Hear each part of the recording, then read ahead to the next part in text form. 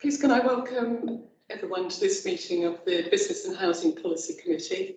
The time is 6:30 p.m. on Tuesday, the 21st of September. For those listening and watching, my name is Councillor Anne Weir and I'm the chair of this committee. I have a few housekeeping points to make before we begin. Please can I advise that the open parts of the meeting are being audio recorded and live streamed from the Council's website. In addition, a video recording of the meeting is being made and will be available shortly afterwards.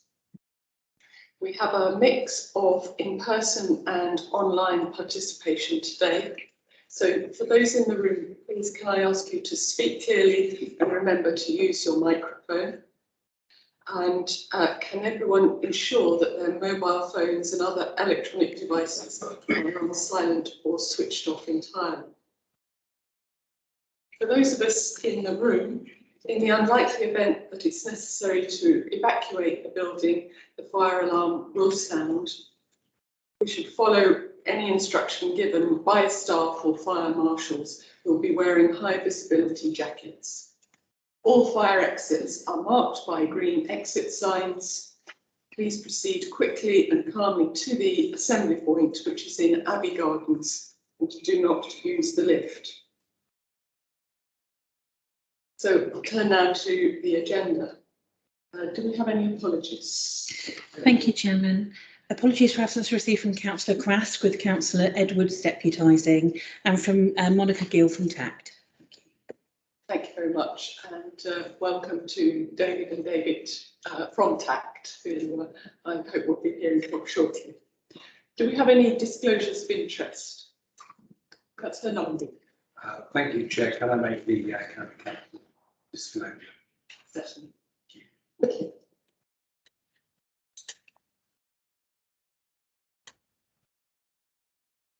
Any other disclosures?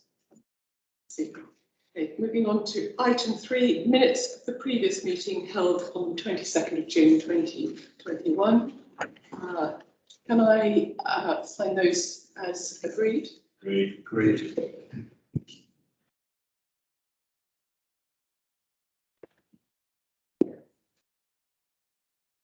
The next item on the agenda 4, is to note the work programme for 2021-22 on pages 11 to 14 of the agenda pack. Are there any comments that anyone wishes to make about that? Clearly, we've had a few changes to this evening's agenda, but I think it incorporates all the items we'd identified in that part of the work programme. Councillor Lundy. Thank you, Chair. I just noticed that the remaining items for the rest of the year seem to be all on housing. It doesn't have any business, but I'm assuming we're going to get things added in like digital moments. Well, we're certainly obviously hearing about the economic development strategy this evening. We're also hearing about the digital economy programme. So I would imagine, yes, you're right, that we'll be coming back on those, and indeed there may be other aspects that we want to pick up in the course of the year.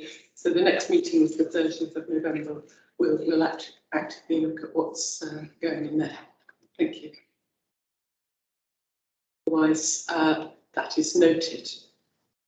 Thank you. Item 5 is Chairperson's announcements. I don't have any announcements to make this evening on this agenda.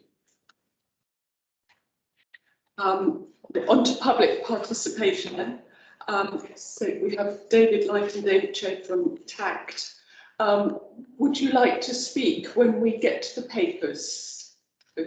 Yes, is that works best for you?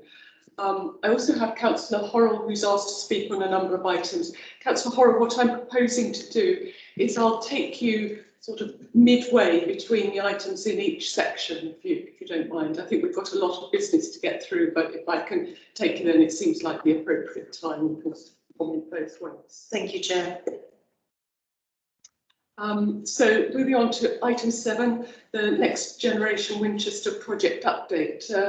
Jeanette, are you going to present that for us? Thank you, Chair. Yes, I'm just going to share my screen. Thank you.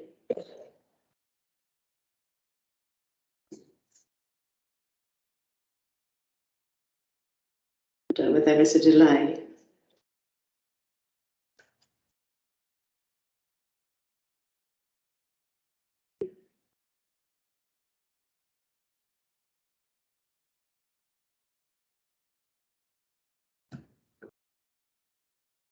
So sorry, I can't seem to get it to display on the screen.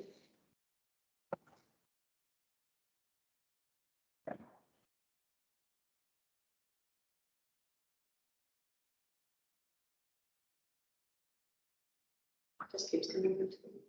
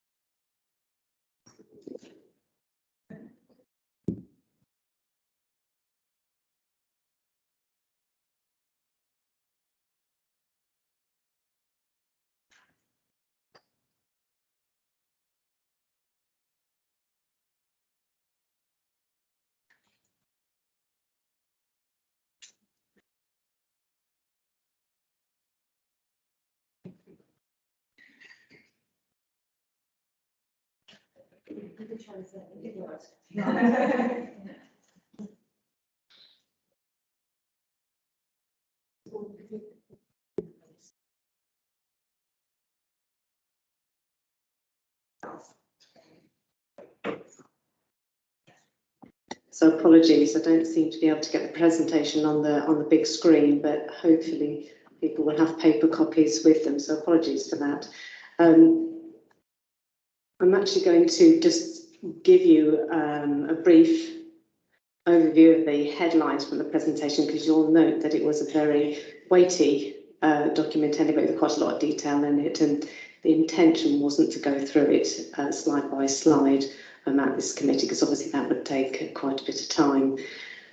So my presentation tonight really is to feed back the outputs from the Next Generation Winchester project, which was a task and finish activity, which had a brief, having a conversation with the young people looking to live and work in the district, and find out what their housing expectations were and what the barriers and challenges were to achieving those aspirations. So this was all around an overarching objective of encouraging and enabling young people to live and work within the district. And the project had the main elements of gathering information both through research of national and local information that's already out there in terms of trends for young people across the country, and also trends locally, looking at options that other providers had looked into. And then there was a very localised piece of work around the Next Generation survey, which was a live survey, digital survey. So the presentation pack actually sets out the headlines that came out of that survey.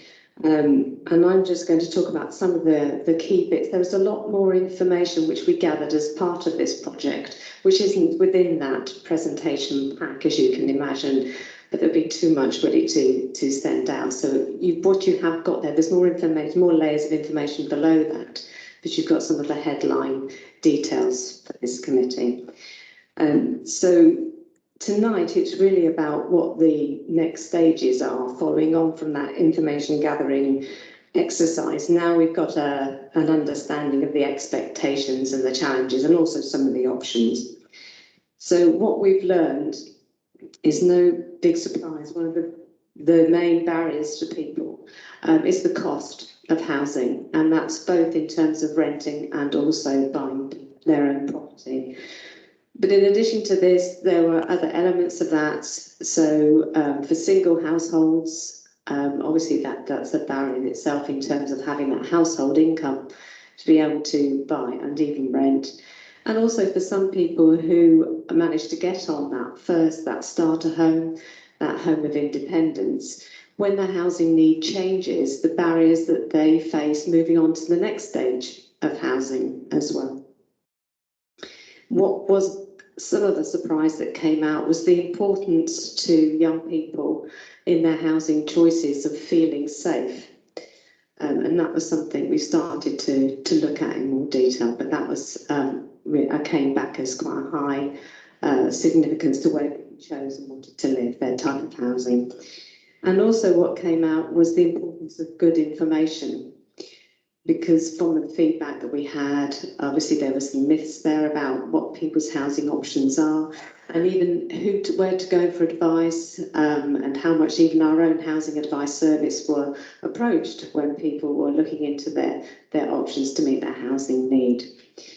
So one part of the project was a live event, and that in itself addressed the issue around good communication. And prior to that event, we had another survey of those people who answered the original survey and expressed an interest in coming to a live event. And we asked them what it was they would like to hear about. So we very much designed the live event around what we were told by young people was important for them to cover in terms of information. So the point we are at now is that we've got obviously a good bedrock of understanding that can be used to inform some major pieces of work around meeting housing needs, such as the development strategy and the local plan. We also have an engagement vehicle, which obviously is branded and can be used going forward to drill down into some more of the detail about the issues that have arisen, some of the challenges. And in terms of the local plan, for instance, go into some very specific localised setting around design codes. And just something to mention is that generally, I think from a project team perspective, we found the process quite an energising project to be involved in, because the collaboration across members from across parties, but also from other housing departments, not housing departments, but council departments as well, we found out quite a positive experience to work together. It was quite a creative and energising experience. So, as I said, there's various slides within the presentation pack, and you'll see on one of them it sets out there's a lot of work already in the pipeline to address some of the issues that came up through the work that we've done. So obviously, as I mentioned before, about the development strategy and the local plan, and obviously work around share ownership schemes. And as I said, thanks to the live event, we've now got this resource that we can use going forward to signpost to and promote. So there's work going on around that, so continue to use that. The housing strategy is due for review shortly, so this will be an excellent opportunity for setting priorities going forward around meeting the needs of this group, and that will feed into future work programmes. So within the pack there were some slides in terms of suggestions around that, about future work streams around local connection and some other areas about myth busting and information provision. The steering group were very keen to debate with the committee how to respond to the findings.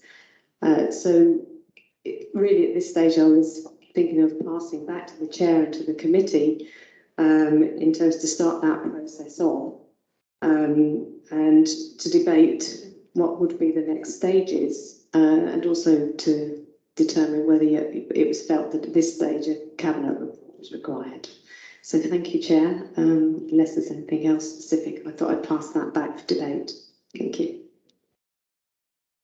Thank you very much, Jeanette. And I'll just start by saying thank you to your team for picking this up with such enthusiasm and really the high quality of the work that's gone into the project. It's been, I think, a learning journey for all of us, which we've all enjoyed, and I'm sure when we hear from Councillor Horrell, she'll echo some of that.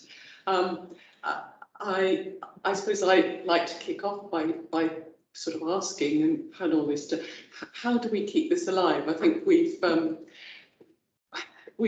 broken new ground in terms of engaging with young people, which is central to the council strategy, the council plan.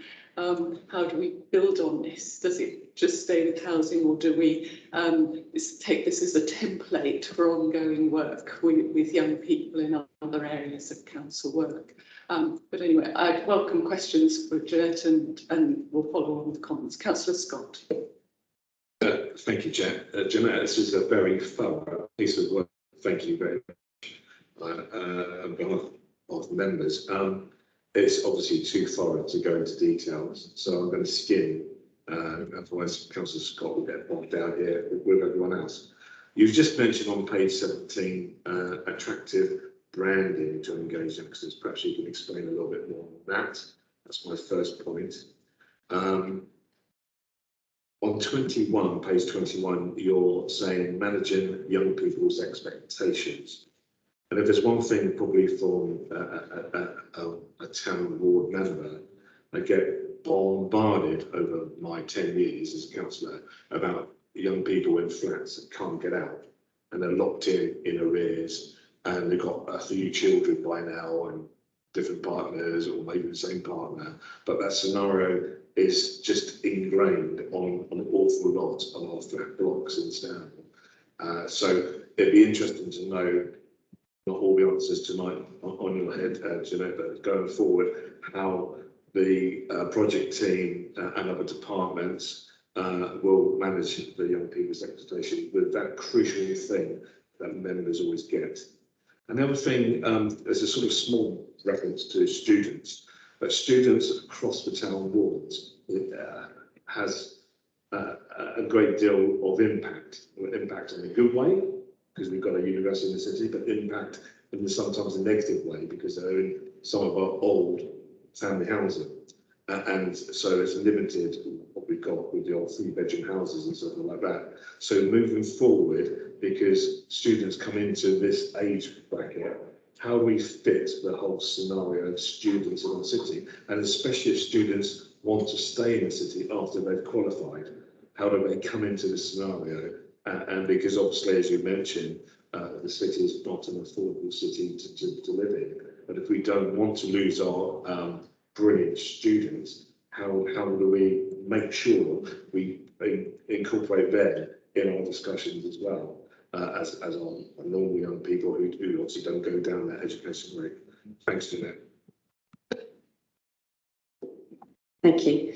Yes, the attractive branding, we actually commissioned a piece of work specifically to appeal to those younger age households.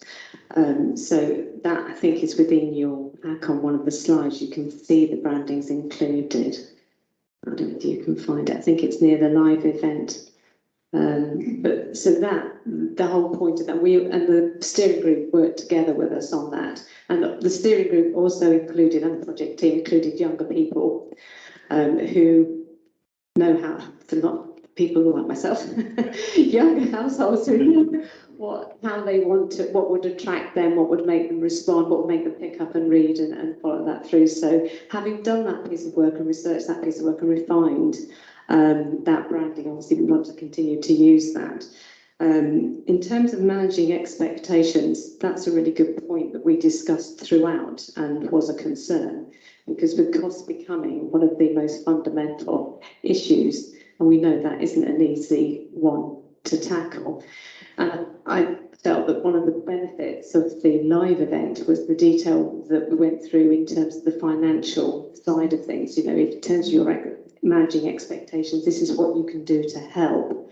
And also the presentation from the housing advice team, that was very good in terms of what people can do, what their options are like, but being realistic about that in terms of times it takes. So I think that was part of it, that there isn't going to be a quick win solution, but there's things people can do to help themselves and things we can do to improve people's knowledge, if you like, and how to, what their options are. And then, of course, the next stage is what we want to do in terms of work programmes in the future about some of the suggestions that came out. And for the students, yes, a very important group. The Chatterbox survey, which we had some of the results of already, also, and that was repeated in some results of the survey in terms of some students need to look at their career opportunities to save within the district anyway. So housing isn't just the only issue for them. It is, you know, it's a matter of work and career opportunities that was going to keep them in the district. But yes, again, it was if they did want to stay, and then looking at what the options were and providing that information. So you're right, we haven't got all the answers just yet, and it's really that in terms of how we use what we've found out to look at addressing exactly those kind of issues. Councillor Lumbey. Thank you, Chair, and thank you, Jeanette, for a very interesting paper and presentation, and obviously lots of hard work.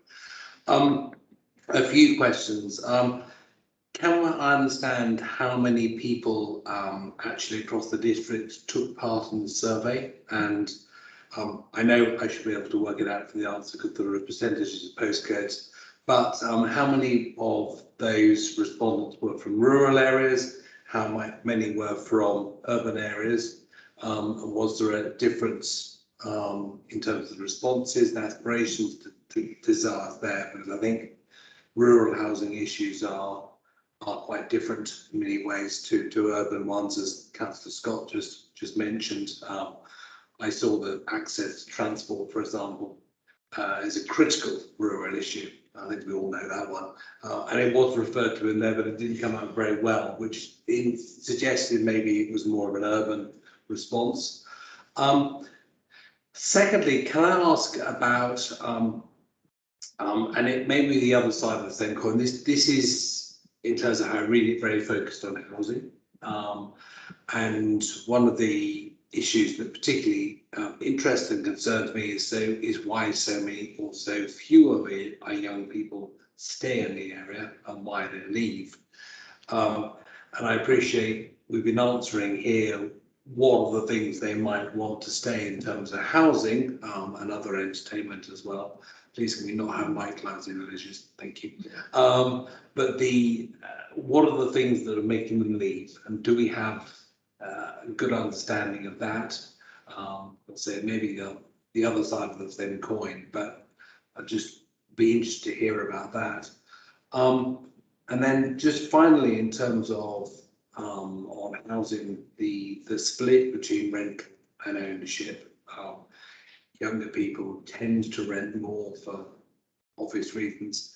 One of the issues which we explored at the scrutiny committee, as you recall, Chair, was this issue of the fact that in other areas around here, we have seen a dramatic loss of rental property. A stat that I had was that on the Isle of Wight, 80% of the rental property had gone in the last year. Now that's due to buy-to-let changes, people using it for other things, selling it, tax change. I don't know what the reasons were. Are we experiencing a similar problem here? And actually, if that does occur, is it likely to exacerbate some of the issues and concerns that are flagged up within this? Thank you. Thank you. In terms of how many people completed the survey, it was just under 500 responses that obviously we had to do some data cleaning, and so there were, I think, 491, I think, springs to mind. The balance in terms of the difference between urban and rural, we did look at that, but I can't remember all the exact details, but I can come back to you on that if that's all right with you. And the reasons why people stay and when they leave, that was around obviously the cost of housing, but also other things. It's interesting that you mentioned the entertainment, because that's what we thought was going to pay quite a significant part, but in the end, of course, it was the feeling safe that came as the major issue. That's not to say that people don't feel the district isn't safe, but it's one of the attractions of housing, and that became important to them to recognise that perhaps than around the other aspects of the entertainment. So yes, obviously cost of housing, but also transport. and access to work, really. And then I think the two link together in terms of the cost of housing, the cost of transport and commuting between the two. There's a lot of information there and a lot that can be cross-referenced if you like. So if there's anything specifics I should say to members that you're interested in, that might be something to contact me about, and then I can come back to you with the details from the survey, because there's quite a bit there. What I was trying to think, the other thing was the rental and ownership, whether we were experiencing a loss, decline in the number of rental properties. Did you want to take that? Yeah. We're not actually experiencing that as yet within the Winchester district. We've been very fortunate that even after the paused Section 21 evictions, where landlords weren't able to evict people, we're not experiencing high levels of homelessness with landlords, as you say, kind of selling their sort of retirement nest egg. We're not having that at the moment. That's not to say it won't follow. We are preparing for that, and we are reaching out to those landlords. So at the moment, we're not experiencing that locally. Thank you both. Do I have, oh, Councillor Isaacs. Thank you, Chair. Can I just ask, out of interest more than anything, it might not have been a specific question, but out of the rural areas, have we asked how many of those have actually requested to be rehomed back to a city area? The reason being is that in some of the rural parts of my ward, they've been allocated according to a needs based on etc. And they've been put into a rural area that people haven't liked, not used to, feeling isolated, cost of where they work high, they're just not happy, and they've ended up having to sort of request to be moved. And at the same time, we've got local residents that can't get anywhere to remain and stay and work, and they've been moved out. So it seems a bit of an upside down sort of situation where we've got people moving in different directions. And I was wondering if there's any way that we could perhaps relook at that, to see if we can try and keep particularly the younger people who want to work locally, live locally and stay locally within the area, and not have people necessarily that don't necessarily like the more rural aspect of that, and are ending up having to work away anyway. I just wondered what your thoughts might be on that. Thank you. Thank you. Yes, we didn't actually drill down into that kind of detail. It's a really interesting observation and question. It isn't something we hugely drilled down into as part of our survey. But what did clearly come across from the survey was that the majority of young people really aspired to own their own home.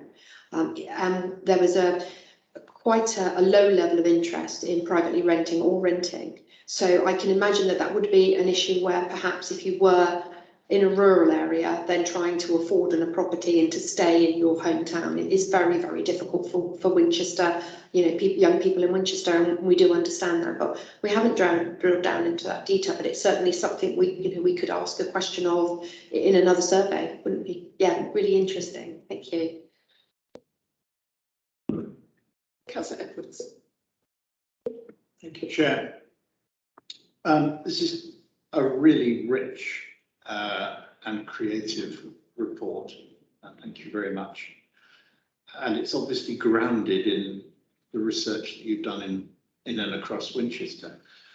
But I wondered whether you had also looked at what comparable cities have achieved, how they have retained their young people, perhaps particularly small university cities like ours, what policies they have in their local plans which have helped them.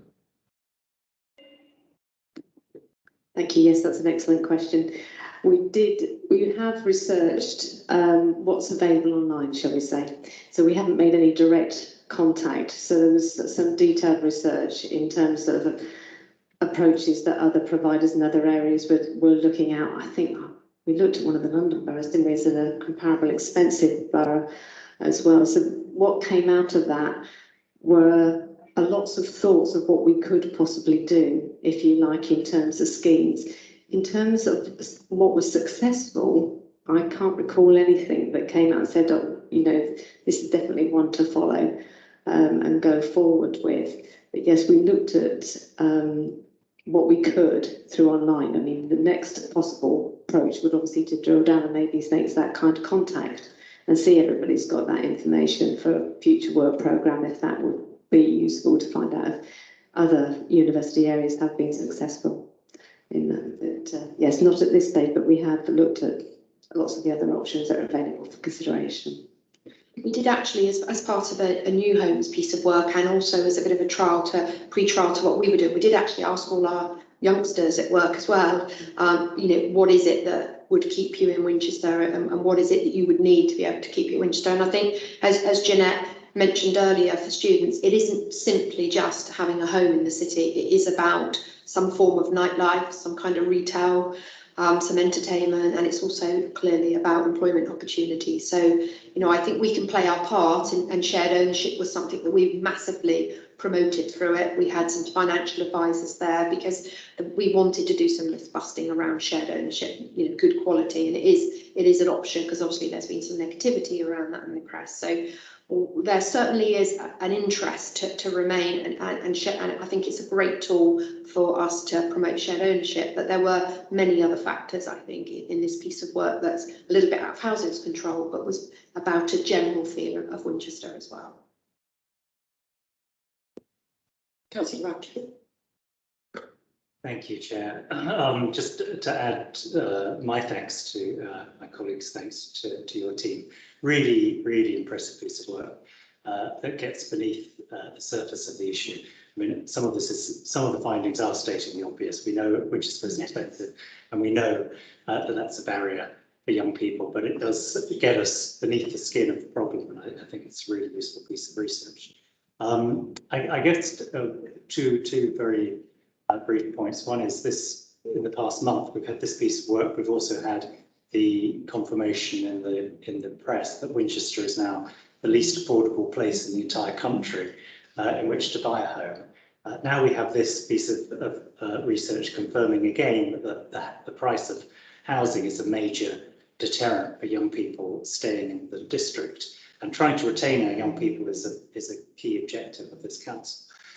So it just makes me question whether, and we'll go on to this in the next agenda item, but it almost feels as if the strategies that we have in place for this at the moment are really tinkering around the edges. Obviously, we have limited mandate, limited resources, but you know, we have a plan for 1,000 affordable social homes over a decade, and that's terrific, but it's very small response compared to the size of the problem. We talked about Help to Buy, shared ownership. You know, it's one of the conclusions that we should draw from this piece of work, that we need to raise the level of our ambitions, not necessarily building, you know, huge numbers of council homes, but in terms of putting more resources and more effort and more priority into shared ownership and similar schemes. And I had another question, but I can't remember what it was, so we'll leave it there. Thank you.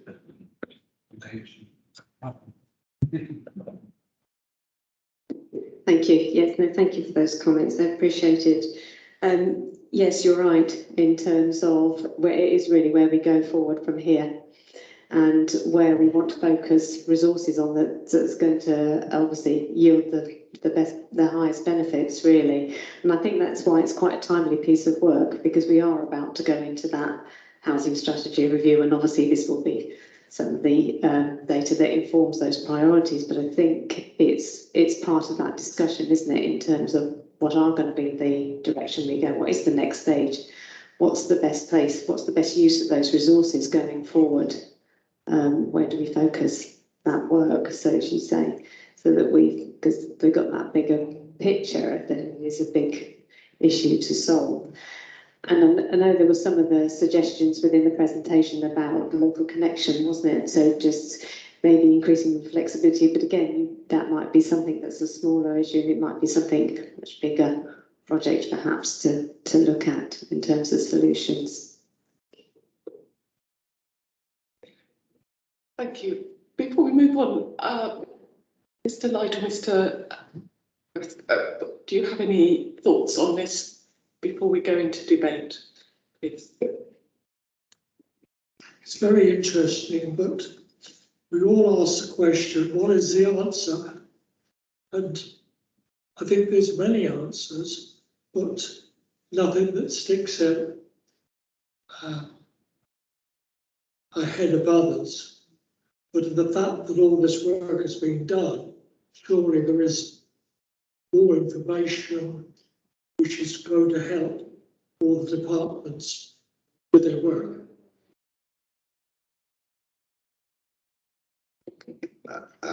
Yes, I'd just like to echo what David has just said, in that although young people would like to own their own home, being somewhere like Winchester is a bit of a barrier with the prices of their houses around here. So I'm glad to see that the council are looking at other options like shared ownership and more affordable housing, as well as council housing.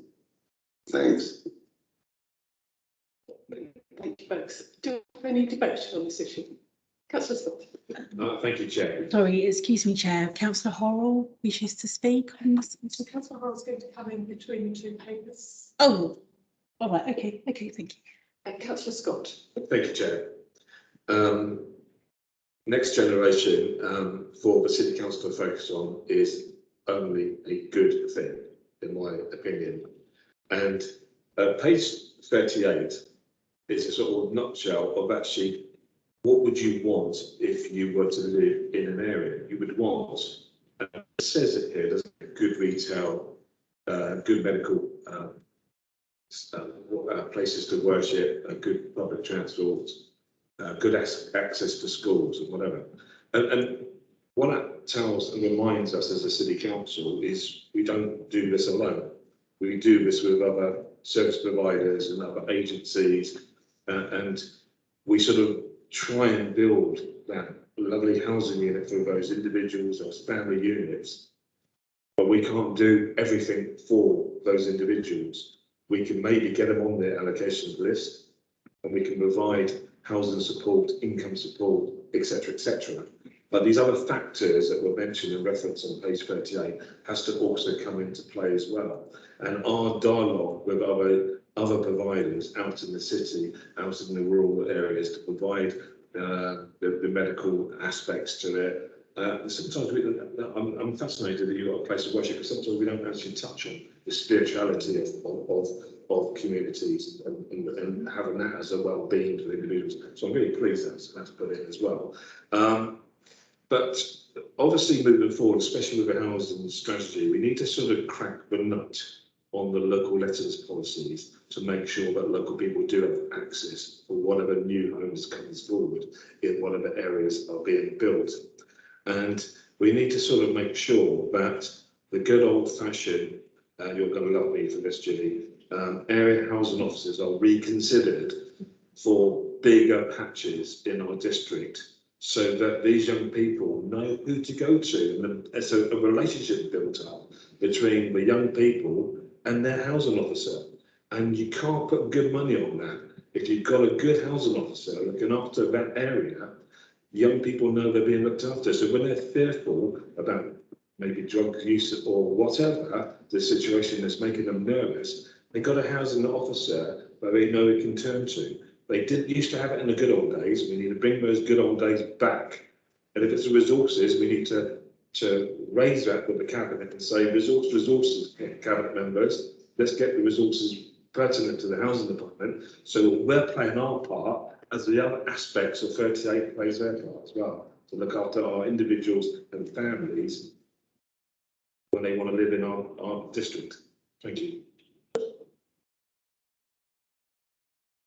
Councillor Lumley. Thank you, Chair, and thank you for the answers to the questions, and to, I think, everyone for the really interesting stuff so far. I think one of the things that came out clearly to me was the importance of not forgetting the rural areas and not and giving it the full emphasis that it requires. because I think the strategies to retain young people within our district are likely to be different in the rural areas. So we need to fully understand, fully engage and progress with that. And I know that's something that you very much have in your mind. I think it also emphasises that it is more than just about housing, and some of those issues are things that we are not able to control as a district. For example, transport, and particularly the sort of big transport infrastructure, clearly. But actually, there are things like the local economy and our mix of our business within the district. Crucially, we know about the heavy reliance on the public sector within the Winchester city. Widely, we know about the fantastic development opportunities there and businesses coming in, which are very different and I think really attractive. It's making sure that we are attracting the private sector businesses. That means having the local plan that supports the development of the infrastructure and the offices, such like that they need. That may mean, for example, looking at offices within the city, looking at how we support businesses in places like Whiteley and continue to expand. But it's much more than just housing. And I think you very much reflect that in terms of your referring to the need to work across departments. So I would just plead that we remember the local economy, we remember the wider district. And that was all. Thank you. Okay, Councillor. What I'm proposed to do is I'll quickly wrap up, and then I'm going to hand over to Councillor Horrell, who I'm looking to make the connection between this and the next paper, because I'm sure she will be keen to do so. But again, repeat our thanks to you. You asked us, what next? And should we be doing a paper for Cabinet on this? But I think that question has been answered. You're coming forward with a housing strategy review. And I really think that this has to be front and centre of that review. I don't think we need, and I think, we should be embedding this question about how the place for young people, how we create a place for young people in everything we do, and it should be wrapped into there. As a number of councillors have already said, it's also important, it's key to the local plan. We're going to hear a little bit about the local plan, where they're getting to on that. But I think, yes, anchoring this work back in the local plan. And finally, this evening, we're going to be talking about the Green Economic Development Strategy. And I think that completes the circle here. And they have identified this issue around how we look after young people as part of that as well, particularly in the context of how we do deliver affordable, sustainable housing to meet young people's needs. So that's in terms of next steps. I think there is a model here that we also want to embed in the way the council works, and I hope that in some ways we can take that back in and keep using that as a way of engagement on these issues. Councillor Scott, I'm going to take a quick point from you, but then I want to... It's an offer, Chair. I'd like to offer, if not to tread on any members' toes or whatever, I'd like to offer my help when you start discussing the housing strategy. If we want members to sign up to that, I'm more than happy to offer my services to that. Thank you, Chair. Thank you, Councillor Scott.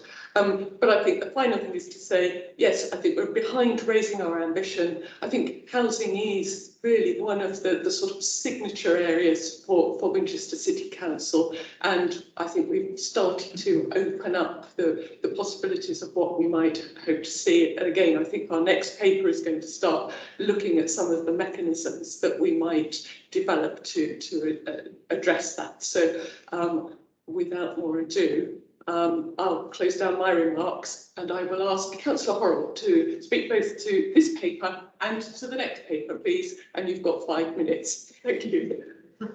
Thank you, Chair. And I do endorse your comments earlier. This was an excellent piece of work. I was part of the working party. It's cross-party, it's cross-council, and the model is to be commended. It shows what you can do when you join hands on something so important. So I think there's a broader lesson here, maybe for the strategic directors at the table, that this is a good way to work and a way that we can all rally our knowledge and experience. I'm particularly grateful to the team for directing us on this paper, and the younger officers who guided us very gently through the process and helped us to understand what they really felt the young people would want to know. And they made the learnings, therefore, much more meaningful. Quietly, subtly, they told us oldies how it should be done, and that is to be commended. And again, a lesson for us as councillors and as officers, that there are a whole group of individuals who work in this place who could offer a great deal to our forward thinking. The other thing I would ask is that we keep the data alive and update it, because it is only as good as the last look at that and the information we're providing. And we know that people did use the data and came to the live session and looked at that advice. So using that data and updating it is important. But the connection is obviously using this information, not just patting ourselves on the back for collecting it, but actually using it to develop our policies and our strategies. And two clear places that we have that are obviously the housing strategy, and that must take on board this data and use that well, and ensure that it looks to how we deliver on the outcomes, because it's not just about the information, it's about the outcomes that we actually work towards. But also the local plan, what a golden opportunity for us to embed that. So I'm hoping that Mr. Fox and Mr. Finch and the teams are actually fully conversant with this information, because that will be hugely important. And I think the dialogue with young people, again, hugely important as we go forward on how we're doing and whether we are delivering for them. So, Chair, I would support all of the comments on the paper so far, and make those points in terms of how we use it proactively. The next paper, in fact, presents a number of issues that I think, as we address our policies, we need to ensure we embrace. You'll be not surprised to hear that I wholeheartedly support the drive to build new homes, and I thank TACT in particular, the two Davids tonight, for your ongoing support of our new homes building programme. We're very fortunate that we have tenants who support that investment, and we should not forget that. I note in the paper tonight that we have a desire for energy efficiency and carbon neutrality, but we're already questioning in some papers that have come to Cabinet that is proving more expensive, and sometimes we don't have the right experienced contractors to help us do that. So I suppose my question is, do we want A star or do we want A minus in terms of how we deliver our new homes and in terms of delivering against the numbers, and something that we need to realistically assess. I welcome the extra care schemes, not to be forgotten. We talked a lot about the young, but extra care is superbly successful and the modern way to deliver care for the elderly.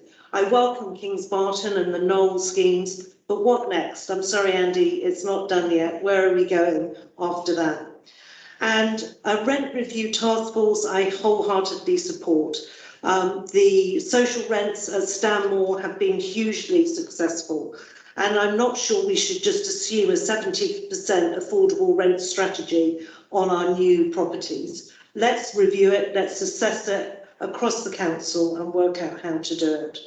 And finally, one for Richard, which he'll know is coming, is the housing company. Huge efforts, reviews at councils have been put forward in 2018 and 19 on a housing company. But tonight we have a rather light touch reference to a revised model to apply to the Winnell Flats development. I'm sorry, I think the council deserves better. We need better articulation of the model, and we need to understand how we can make that model work, not just for Winnell Flats, but for other developments, because that's how we potentially could bring more to the marketplace. And finally, the housing needs numbers, which are referred to tonight, they're only at a point in time. I'm not sure when they were taken because there's not a date on the paper. But those needs move and we need to be flexible, we need to be pliable. So what it says this year may not be the need in a year or two's time, and we need to adapt our new home strategy to better reflect that and look to where people want to live and the types of accommodation that they're looking for.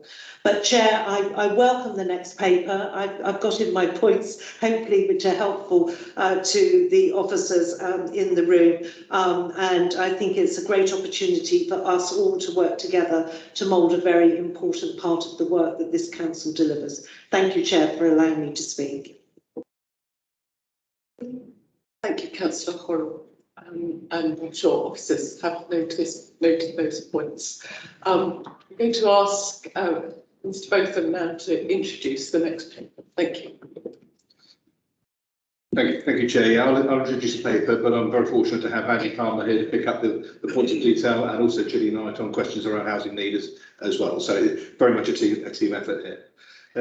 Members at the last meeting asked for two things. They asked for, obviously, what's the progress on the housing company, and they asked for an update on the new homes programme. And this paper is in response to that ask at the last meeting. It's also very timely because we're approaching 10 years since the council, or since self-financing was introduced, and the way that the council's housing service was completely, the way the housing service was financed was fundamentally changed by central government.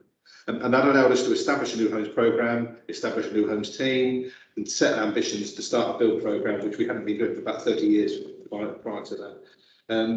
Early ambitions is to build, I think it was 30 homes a year, so 300 homes over 10 years. And we set out in the paper in Appendix 1 how we delivered 372 homes since the start of that programme. So we are able to deliver programmes when we get the resources right and have the cross-party commitment that all members have demonstrated in support of our new homes programme, which has been really positive. That target was revised by the current administration, and we now have a target of 1,000 homes by 2031. And since that revision, we've delivered 119 units or homes. And in particular, we've in recent weeks, we've let homes at the Valley in Stanmore and a bit in Kingsworthy. And I think whilst that's a huge credit to the new homes team and the progress they've made on the programme, what the paper doesn't reflect is some of the lessons we're now learning from this programme, and that's the impact that has across the council, but particularly across all housing teams. So we normally let around 300 homes a year. We relet 300 homes a year, but we had 100 homes come forward almost at once, which affected our allocations teams and our property teams, and that has an impact on everything else that they geared up to do. How we gear up for that sort of spike in lettings is a real challenge for us, and something we're learning from. And the difficulty is that we're probably not going to face that spike again for another year or so. So that it comes in cycles like that.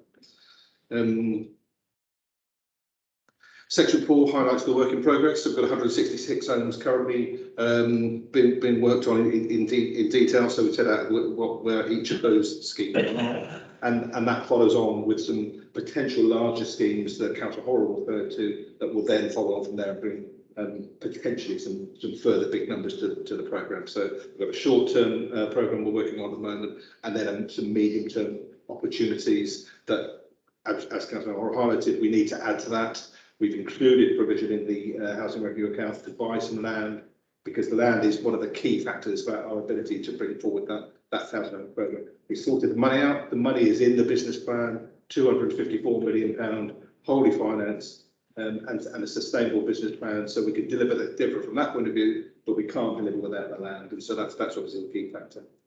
The paper touches on the rent policy. So there's been some discussion around should all homes be at social rent. We've had a local a Winchester affordable rent policy that we work towards, that currently is basing or schemes are assessed, the viability of schemes are assessed on rent being on average 70% of the market rent. Now that approach allows us to have a sustainable business plan that we can deliver on. So we can deliver 1,000 units with that 254 million in the business plan. At social rents, we wouldn't be able to do that.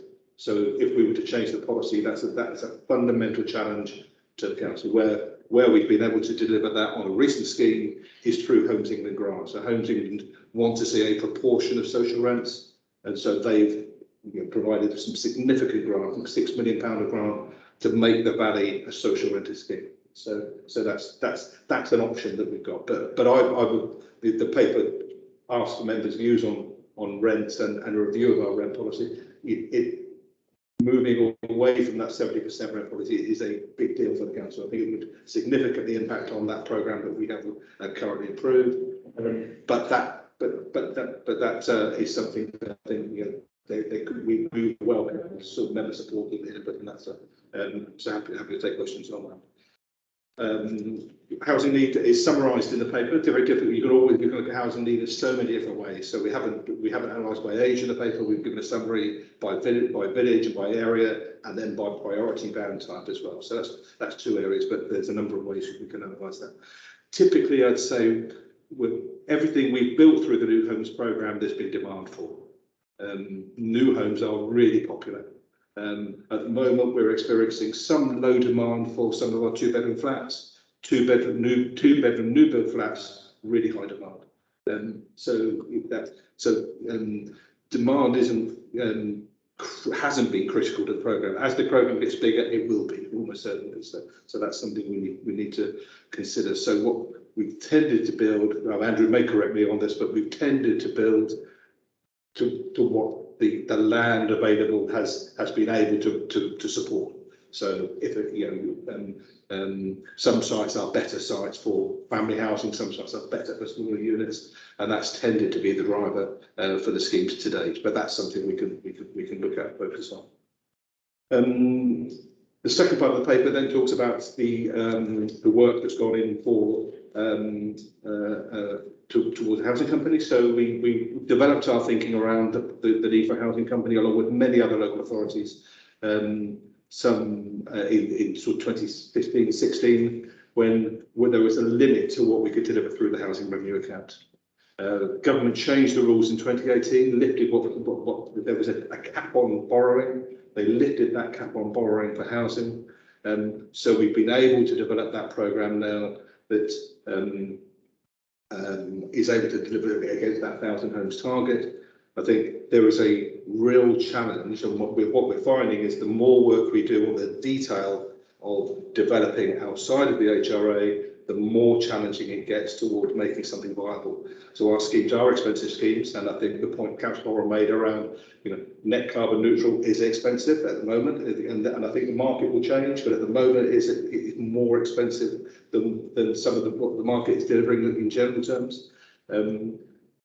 Also, any separate vehicle has a number of other pressures it needs to consider. It has to account for debt at a commercial rate. It has to buy land. It can't apply for subsidy. So a whole range of factors that make building through a housing company more costly or more challenging than we had envisaged when we first built our plans. So we haven't been able to achieve the target figures we'd included in the early business plans for a housing company. No, I don't think that's through not wanting to try. No, and I would push back probably on the comments of Councillor Holden, which is it's simply not good enough. It would simply not be good enough to set up a company and develop at a loss, and that loss would hit the general fund. And a number of councils have experienced that. One council to the point where it almost broke the council, and they had to issue notices that allow government intervention to come and address that. So it isn't something, and that isn't to say that there isn't a place for it. It's a risk we need to consider, and we are considering very carefully. So it isn't a case of trying to avoid that. The original proposals were for a vehicle that delivers 50 homes. The current proposal delivers 50 homes. It's just a different approach that we're able to bring forward, a lower risk approach. So some of the original reasons for supporting the proposal for a housing company have gone away. We're developing much more effectively through the housing revenue account. Where there is demand for a separate vehicle is if we want to address sub-market rates. So effectively, the private rental sector has a key role to play in meeting housing need, and if we want to, we can only offer secure rents through the housing revenue account. So that's the real advantage, I think, from a separate vehicle. So that's it. And the paper talks about a range of options of which councils are making that work. Tends to be at very larger scales than the size that we currently have access to. So certainly we're not saying that the proposal in the paper at the moment is the only option. Won't necessarily be appropriate for every opportunity that comes up in the future. But opportunities will tend to be site specific, I think. So if a large site becomes available, a different vehicle probably would be appropriate and maybe more in line with the original proposals that we were originally considering. I'll probably stop there. Said a lot, Chair, but hopefully that's prompted some information for members to raise questions on or debate on how we move forward. Thank you, Mr. Bacon. Before I kick off, Mr. Lighton, Mr. Chafe, would you like to comment now, or would you like to comment a little later after we've asked questions? Happy to take your thoughts at a time that suits you. One thing that I did notice, I'm referring to page 63, item 6, is the 1 bedroom, 2 bedroom, 3 bedroom needs. I understand that there's more demand for 2 bedroom houses, 2 bedroom flats to rent sometimes are that little bit harder to fill. If this summary was broke down to flats and houses, would it show any different or not?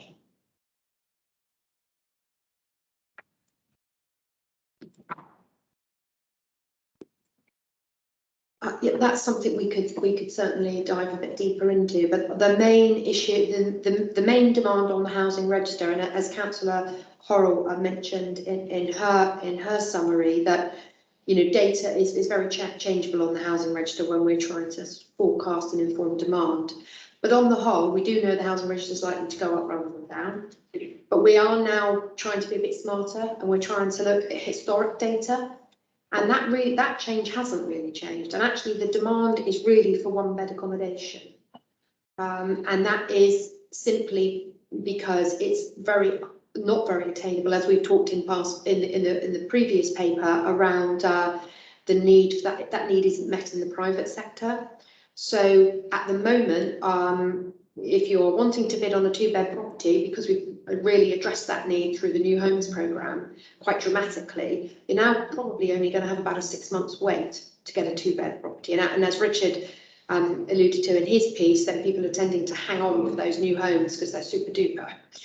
And some of our more historic stock aren't quite as attractive, but we're working at ways around that, and data changes, as we've said. But at the moment, we've kind of cracked that 2-bed need, and you're right, 2-bed houses are something that the New Homes team will be continuing to develop as well.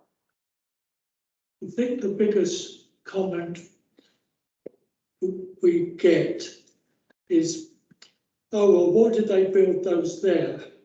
And unfortunately, what we've got to say back to people is that without existing homes in the valley, which replace prefabs, and Valley Court and others, those people wouldn't actually be able to live where they are. And this business of, I don't want this and I don't want that, we all try our best to put the picture forward, but the rumours start on some information and it gets out of hand, and the next thing we're sort of trying to keep people's views up and say, look, the council's doing the best they can at the moment.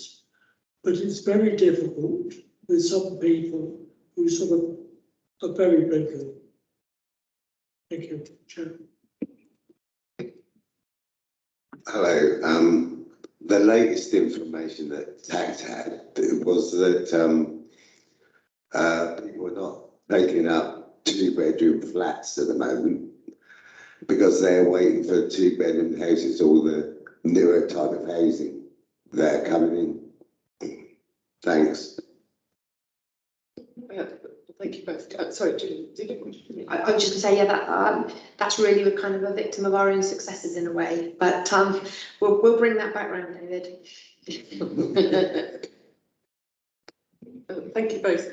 I had a couple of questions, particularly around the sort of the rents question. Are we looking at total housing costs for tenants now? Are we tracking that sort of information? We're getting feedback, particularly from our new homes, as to how the efficiency is playing through into people's housing expenditure. I'm not sure we've captured that in order to be able to sort of inform today, but it is certainly something that we'll be looking at. I mean, the new houses that are built, we're terribly proud of in Stanmore, are, as Councillor Horrell said, at social housing rent. It is a huge credit to the new homes team and the council. To be able to deliver that is giving people, they're living in homes that, in the private market, you'd have to be paying an awful lot for it, very, very affordable rent. So, but we'll certainly be looking at how the efficiency savings are affecting people as we go forward. But I can't really inform that today as such. We'll come back to that. Okay, I'll take more questions. I just wanted to remind the committee, because time is getting on and we have a whole second section to go on to, that we're being asked to look at the progress of the New Homes programme, rent policy, and whether we want an informal group, whether to bring forward a revised business case for a special vehicle to manage sub-market rented housing in Winnell, and look at the housing need data. So if I could ask to focus on those particular questions, I'd be very grateful. And I'm sure there are many other issues around housing, but that's what we're being asked to look at tonight. Councillor Isaacs. Thank you, Chair. Can I just ask a clarifying question from the report, if that's okay?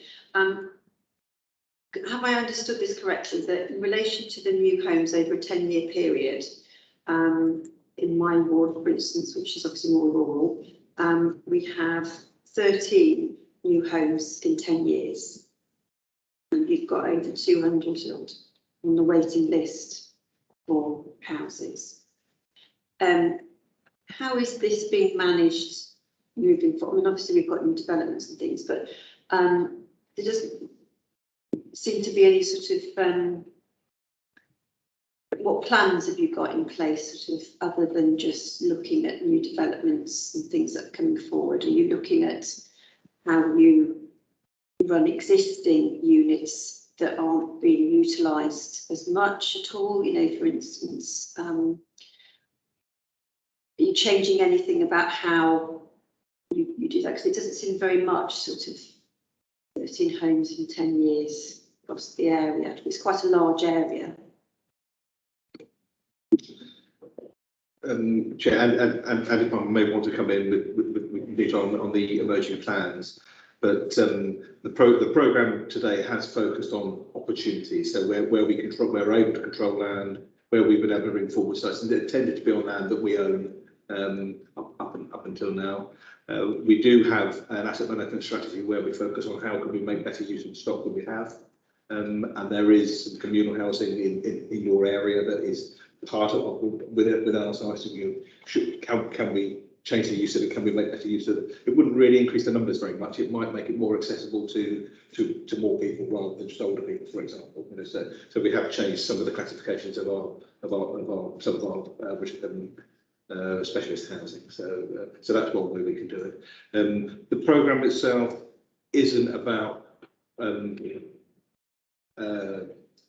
the wider housing need per se. It's a contribution towards housing delivery across the district. Obviously, the local plan paper that we'll come on to next looks about how we can deliver affordable housing, or housing and afford a proportion which is affordable across all areas in the council. The new homes, the new homes programme has focused, as I say, on land that we control, and that's probably one of the limiting factors that on the board is. Mr. Scott. Thank you, Chair. Just a couple of things. The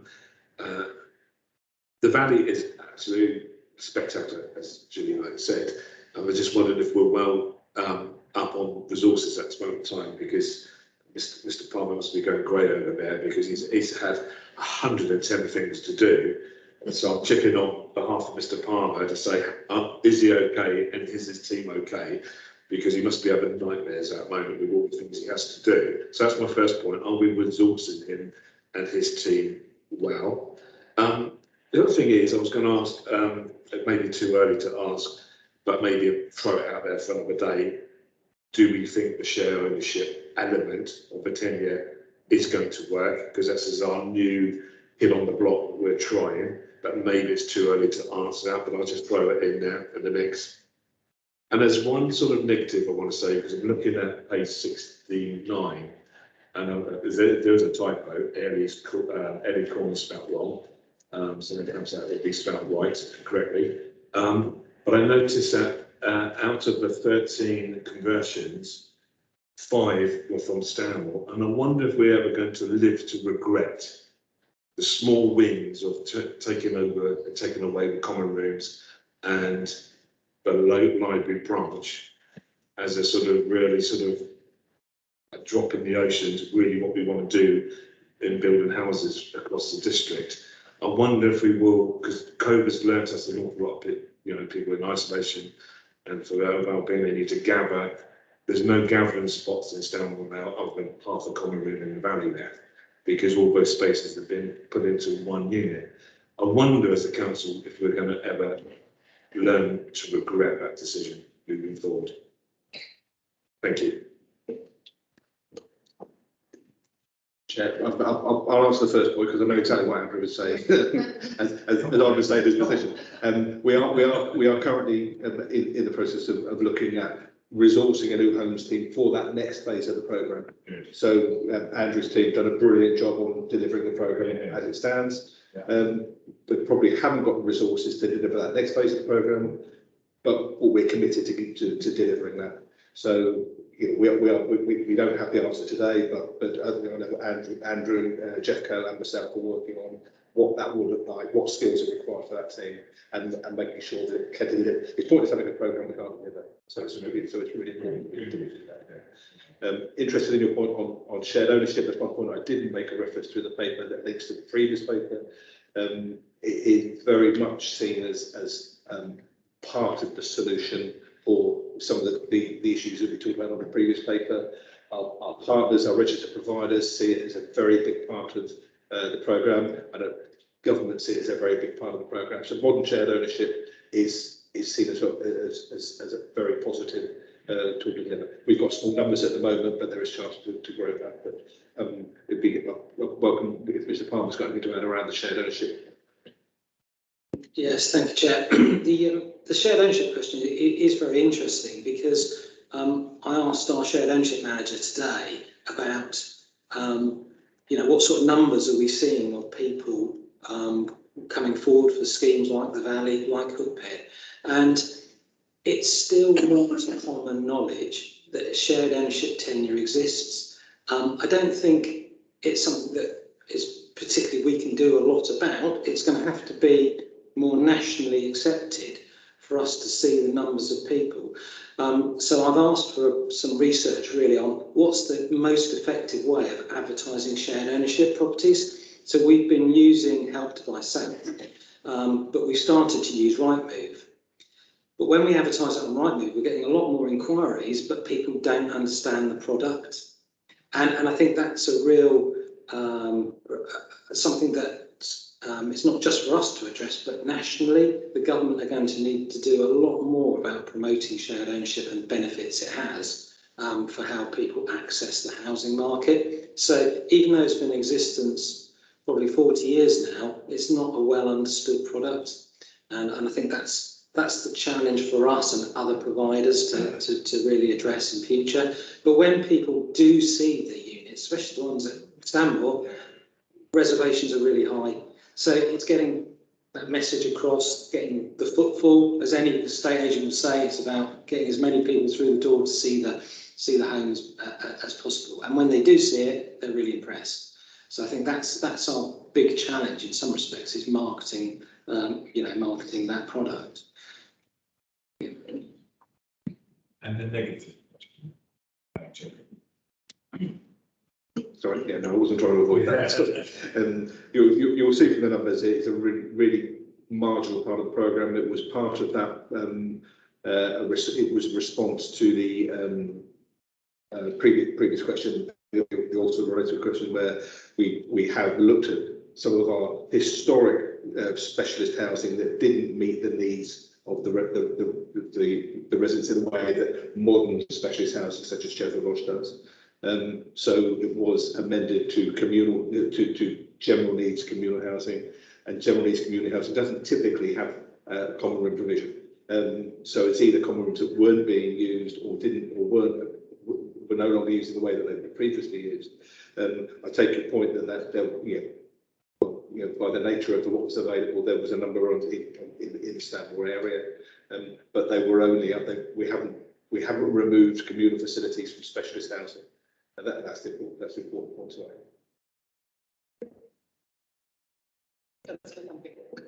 Thank you, Chair, and thank you for the paper.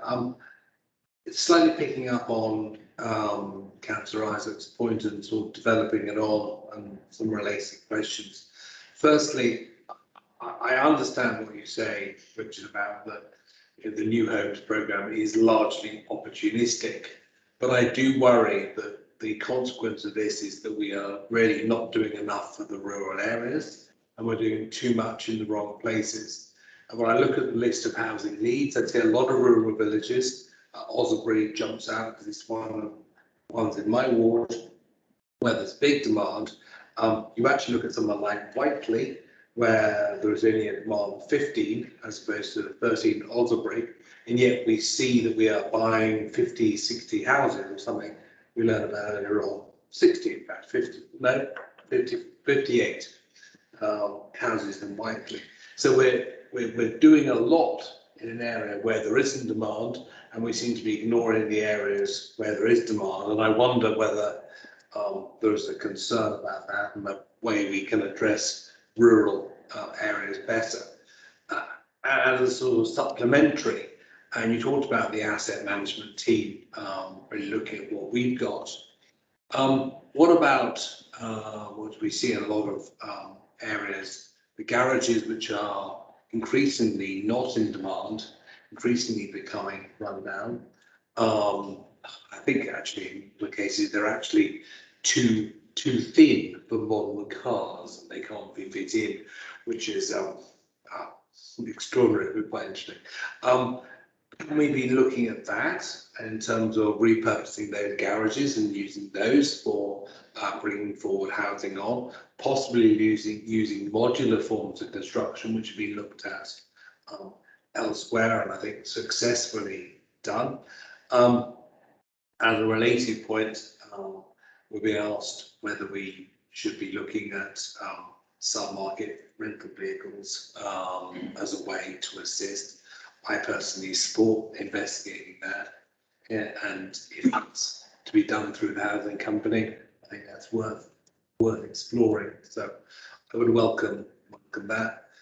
Yeah, those are my main points. Or questions, sorry, questions. We're not in debate yet. Those are all questions. In no particular order. Rural areas. I mean, we have done some schemes in rural areas for ourselves. We have worked very closely with housing associations to do exception sites for the last 20 years, and we have provided, relative to the city area, a significant number of new homes. We're still committed, and the administration is still committed to providing housing in rural areas. But there is a number of points I would make about it. First of all, even rural areas and what we provide there is opportunity driven. It's those parish councils that really want to support an affordable housing schemes are the ones where we direct our resources. I think several years ago, working with Councillor Horrell, we made a bid to try and get those parish councils which hadn't provided any affordable housing schemes since the programme was launched. And from that, we have generated some further inquiries. But it takes a long time and a lot of work with those parish councils to bring those schemes forward. On average, I think we calculated at one stage it took 7 years to bring some of these schemes to fruition. And that may only be for 4 or 6 homes. Whilst really important for that community, they have a disproportionate effect on the resources that we've got available. On the point of garage areas, we've again developed a number of garage areas, especially those which have been problematic to us. But they are usually very difficult sites to develop because of the way they're laid out. Also, over the years, we found a number of tenants and people who have exercised the right to buy have established rights across our garage courts, which again significantly impact on our ability to put new housing there because we have to respect those rights which have been created. So whilst garage areas look at a good opportunity, I think we've taken all the low-hanging fruit. We've been left with some very difficult sites. But again, we will continue to look at those. And one of the solutions might well be modular housing. So just 2 weeks ago, I met with a modular provider who's done a number of homes in Wales actually for elderly people. And they've got a module that works on a 1-bed dormer type effect. And I think that's probably the most effective way of addressing some of our garage courts that we've got left, which will not suit, so we say, traditional 2-storey houses that we may have provided in the past, because again, they'll be overlooked by existing properties. So I think that those are opportunities that we will begin to address in future. Thank you. Thank you, Andrew. I'm not seeing any more questions at the moment, so I'll open the floor to debate. Councillor Scott. Very quickly, Chair, according to the maths, Andrew, your team has helped achieve 103 units in Stanwell. Can I thank you?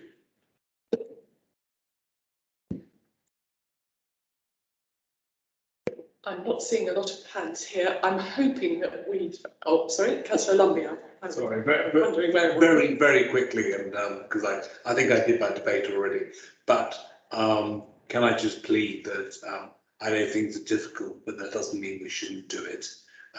Indeed, that those challenges are often the most rewarding, particularly for rural areas. Thank you. So I think just going back to the recommendations here, what's obviously we looked a lot at the progress and comments back on there. On the question of current rent policy and whether an informal group be established, I think there may be a case for reframing that question because I think what we've heard the whole of this evening is that we need to look at the way people access the housing tenures that people need over a lifetime, and how the rents form part of that, and that transition maybe from perhaps from our rented sector into shared ownership, into full ownership. So I think we should go away and just have a closer look at tenure and the relationship between rents, shared ownership and housing costs. Yes, where we're going before we lock ourselves into something like that. I think we've got a lot of good feedback from the next generation work that should inform the way we look at that question, if that's all right. On the proposal to bring forward a revised business case, I think I've not heard any dissension. I think it's a general view, and Mr. Bentham made the point. I think we need a housing company Mark II proposal coming forward that's more flexible, that recognises that the context has changed quite radically, and that we've got greater ambition, but also that the role, the position of the council in that housing sphere is shifting, and we need to be as flexible as possible. So again, I think we'll constantly ask you to come back with proposals, but certainly I think you should move forward with that at the current time. And finally, on the housing need and how that influences future development, I think it's kind of wrapped up in these questions, but it's also wrapped up in the Green Economic Development Strategy that we're going to come and look at. But clearly there's an interest in the modular approach to this. So perhaps the proposals that are coming forward in the GEDS, that could well be identifying that as a key action. I hope that's useful. It's quite a Chair, yeah, very useful. Thank you very much. That's something that is helpful. So we'll go away. I'll talk it through with Mrs. Knight and I think how that impacts on the work programme of the committee. So we'll bring that information back to the committee effectively. Thank you very much. Thank you, Gilly, Janet, Andrew, and any other members of the housing team that I've missed. Another really interesting, challenging evening for us. Hope we've been helpful.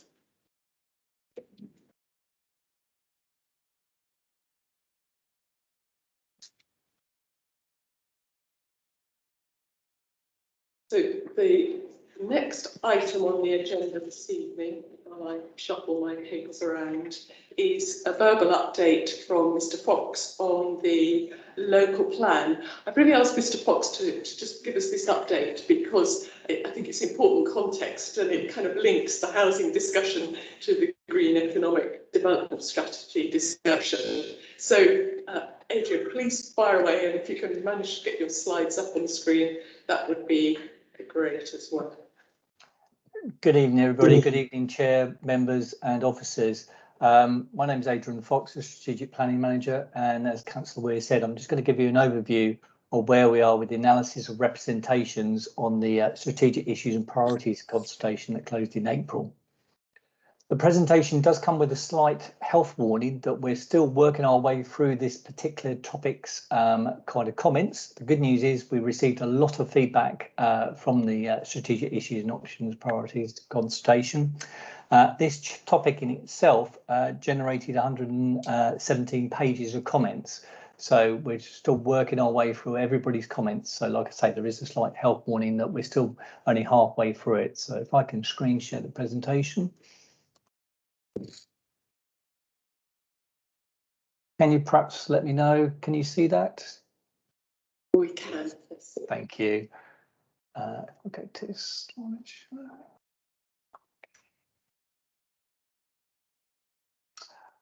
Right, so as I mentioned, we are at the stage of analysing the comments. We're going to LPAG on Monday with the kind of comments and the feedback that we've got on the vision and the housing growth options. That will be discussed at LPAG on Monday night. And like I say, we're working our way through all the other topics at the moment and analysing the comments.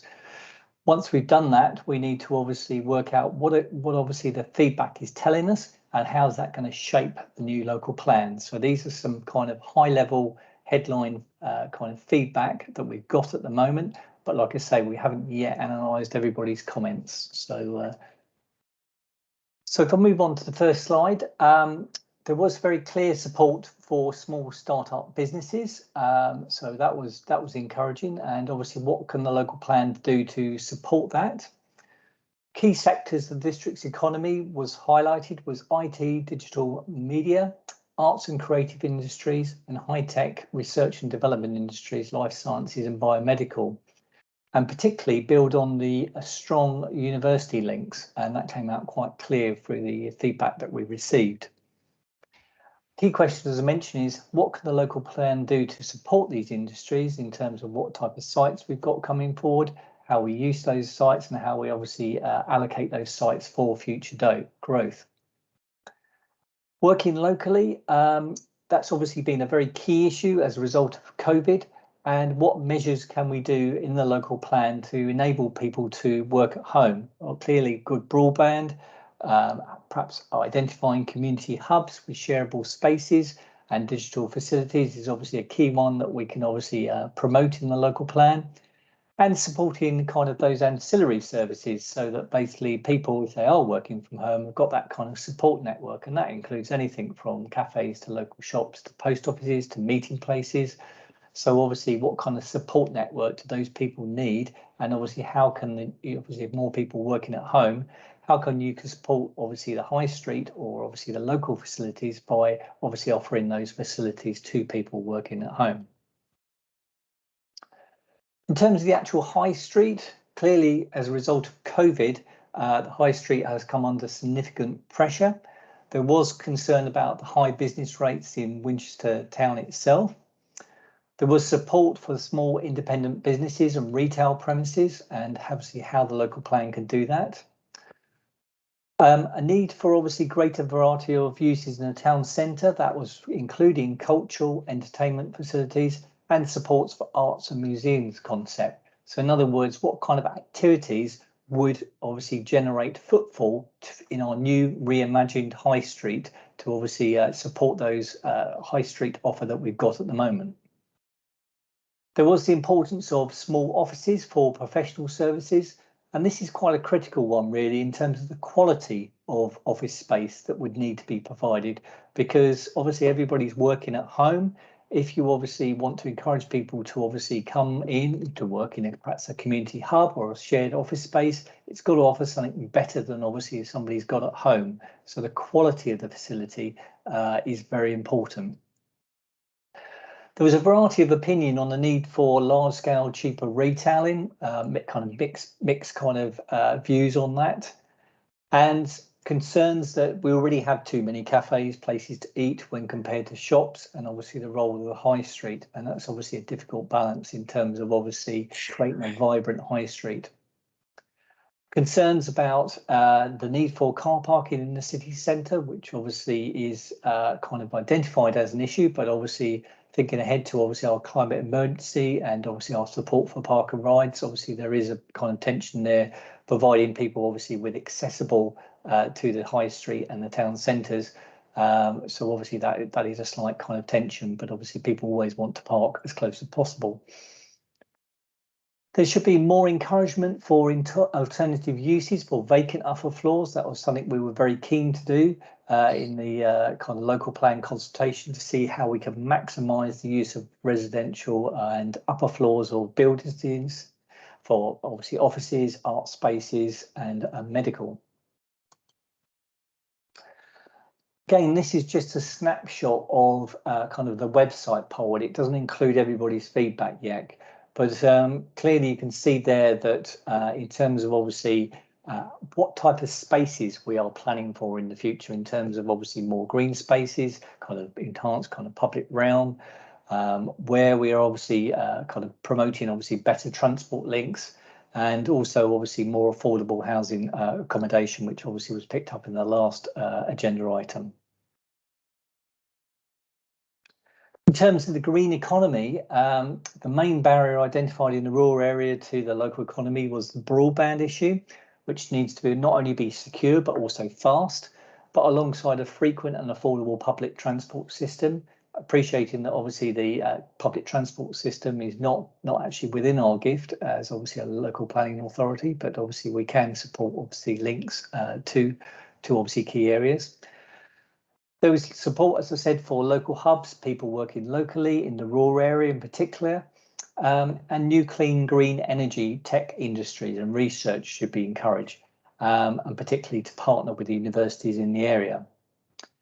And this was an interesting point about the local plan shouldn't ignore the potential for the agricultural, horticultural, local grown food and food processing industries, which could be seen as a potential growth area for the local economy. And we've seen that as a result of obviously COVID, with obviously people wanting to obviously source food locally. So that's obviously an interesting feedback. And there was a link back to the housing topic in terms of obviously the need for affordable housing and the retention of people working locally. So obviously that was a key issue in terms of obviously we need to provide affordable homes so that people can actually work locally and obviously not have the need to travel. Like I say, it is only just a snapshot at this moment in time, We will be reporting back to LPAG once we've completed, obviously, the full analysis of the comments, but hopefully that's useful and it sets the kind of foundations for your next agenda item that you're going to be discussing. So happy to answer any questions, Chair. Thank you. Thank you very much, Adrian. And I did promise you that we wouldn't load you up with questions this evening.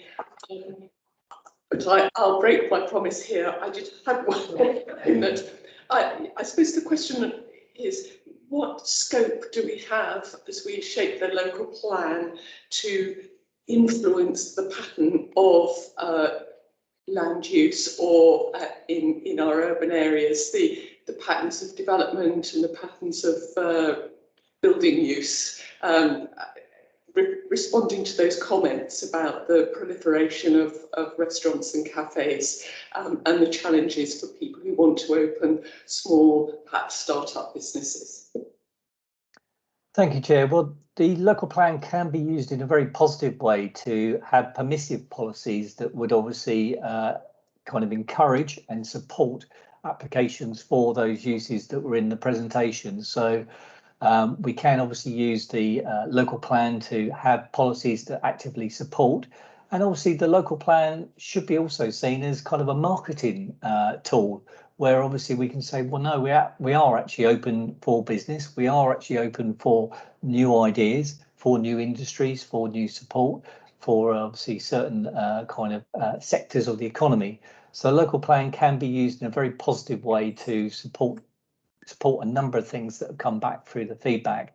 And obviously, most importantly, obviously we can allocate land for uses. So whether or not that's employment or housing, we do tend to get focused very much on housing and forget that obviously the local plan's about a range of issues, including employment, and the Sheila has put forward some of sites for employment uses. So I think it's basically thinking of those local plan in a much wider way, if I can, Chair. Thank you.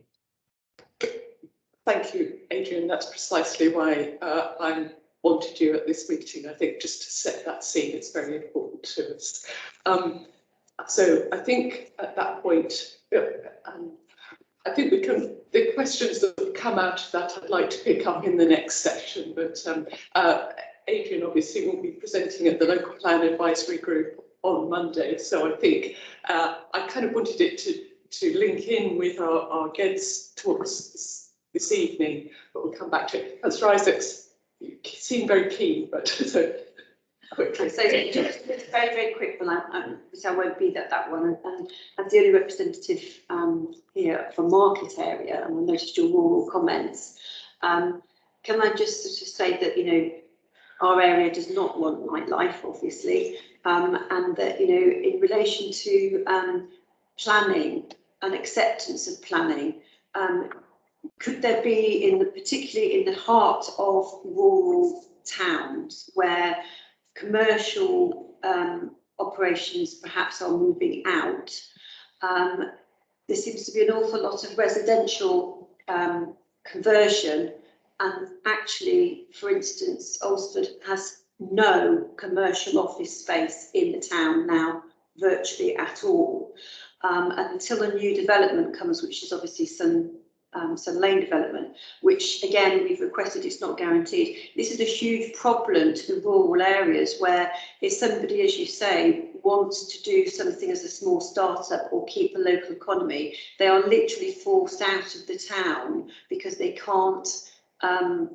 they cannot get accommodation for office space or the like within the area, which seems detrimental. And although we currently have something in use there, that is actually allocated for a car park, which we desperately need, but that will go as well. So we will have nothing. So it's extremely important that if you could possibly look, when you're looking at the rural plans and you're looking at the local plan, that you consider how, bearing in mind that you want a 20-minute commute, we need to keep our businesses within our towns and not force them out for lack of consideration over housing. That's all I would ask you to consider. Thank you. Thank you, Councillor Isaacs. Adrian, I think you were have noted that. I'm not expecting a response at the moment, but I'm sure it will come up again. Thank you very much for your introduction. Now, I promise Councillor Mr. Chafe, thank you very much for your input. We'll see you again next time. Councillor Horrell, would you like to just, I'd like to slot you in now, your comments on economy. Thank you. Again, Well, Chair, I had asked to just ask a couple of questions on the local plan. Well, as they sorry, relate to the next agenda item. Okay, so what you're addressing it to the next agenda item, yes? Well, Chair, I did ask to speak on the local plan item, which I think is in order. I have two questions about that, which actually then feed into the next agenda item. So, Councillor Horrell, there is a local plan meeting on Monday. Would it not be possible to raise those questions there? Because I think it relates to the next agenda item, Chair. Table your questions. Thank you. I appreciate that. When will Mr. Fox finish the analysis on the economy? Because obviously tonight he's given us part reference, but I'm sure for the next agenda item on the green strategy for the district, it will be exceedingly helpful to understand that full picture. And could he help us to understand the output on page 7 as to how many respondents were responsible for those answers? And again, I think that's helpful to the next agenda item, Chair. Thank you. Have you got any other comments on the next agenda item, Councillor Horrell? No, thank you, Chair. Okay, so that's it for this evening. Okay. Mr. Fox, can you take those 2 points? Yeah, thank you, Chair. I've been speaking to Councillor Gordon-Smith today about kind of progress on the analysis. I'm hoping to be able to convene the next LPAG meeting after Monday, probably towards the end of November, where I want to bring the other kind of analysis of the topics. It is dependent on how fast we can move through them, so that we make sure we obviously do them obviously in a comprehensive and inclusive way. But I hope by the end of November. The trouble is with this particular topic, it did receive a lot of comments along with the biodiversity one, but I am aiming for the end of November. Certainly try my best to do that if we can, but so if you could please bear with me, but like I say, that I've been talking to Councillor Russell Gordon-Smith this morning about that. In terms of obviously the analysis, was that relating to the pie chart, Councillor Horrell? Yes, thank you. Yeah, I think I haven't got those figures to hand in terms of obviously how that represented. It is from the citizen space feedback. As you recall from our meeting on Monday, we had various kind of methods of communication. I can check that for you and come back to you if that's convenient, because I wouldn't want to say a figure that was incorrect, but I can certainly come back to you on that figure. Thank you. Thank you, Mr. Fox. Right, so we will move on now to the next agenda item, which is the 10-year Green Economic Development Strategy. And I think, Andrew, you're going to introduce this, but we also have representatives from the consultants online to take questions. Is that correct? Thank you. Over to you. Thank you very much, Chair. Good evening, everyone. As Chair says, we have our consultant colleagues from Urban Foresight and Third Life Economics on the call tonight, and they will be taking us through a presentation that supports and underpins the framework strategy that you have received in your papers. But just ahead of that, I wanted to take a few minutes just to take us through the journey in terms of how we've got to where we are today, and put some of what you'll hear in a moment in a little bit of context. So, in summary, the previous economic development strategy came to an end last year, hence the need to develop a strategy to set the direction for the next 10 years was required. The committee will recall that the approval from Cabinet was given in October 2020 to develop a 10-year district-wide green economic development strategy, and to procure a specialist consultant with a budget of £45,000 funded from the Climate Emergency Programme. Urban Foresight, in partnership with Third Life Economics, has subsequently delivered a framework strategy, which you received in your papers ahead of this meeting. We have provided updates to the Policy Committee in previous meetings, and the committee have had opportunity to comment throughout the development of the framework strategy. Tonight's meeting provides the final opportunity for members to contribute and make comment prior to the strategy being taken forward to Cabinet on the 20th of October.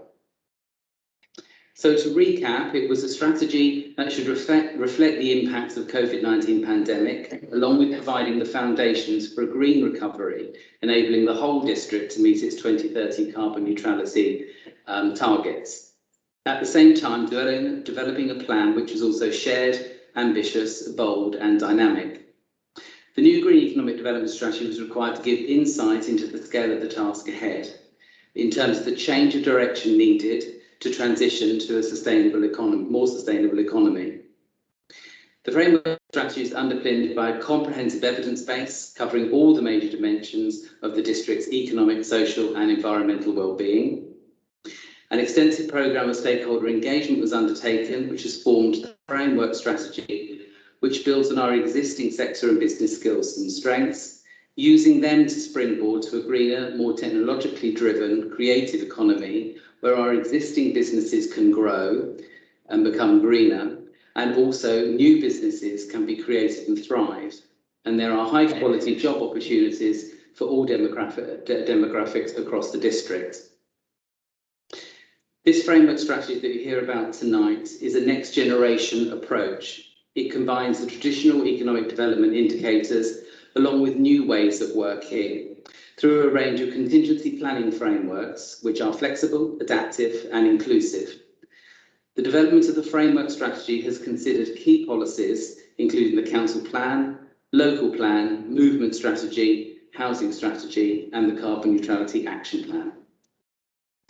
It's presented in three distinctive parts which overlap and they should not be viewed in isolation.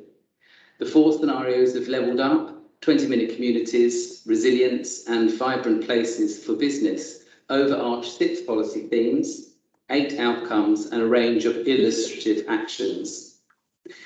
The delivery of the strategy will require finance and investment over the 10-year period. This will include the need to access funding programmes, attract inward investment and bid for grants. It is proposed that the Council will undertake a leadership role as a convener of co-created action plans and as an enabling partner of solutions delivered by others. These actions will require further development and prioritisation as we develop the next stage of this work, the Action Plan and Implementation Programme, in collaboration with both internal and external stakeholders. And this will be achieved by January 2022. This will include a review mechanism to enable the work programmes to be adapted and changed, utilising the 4 scenarios to check prioritisation of outcomes remain appropriate and ensure that the strategy remains current, in addition to establishing any need to commission further evidence.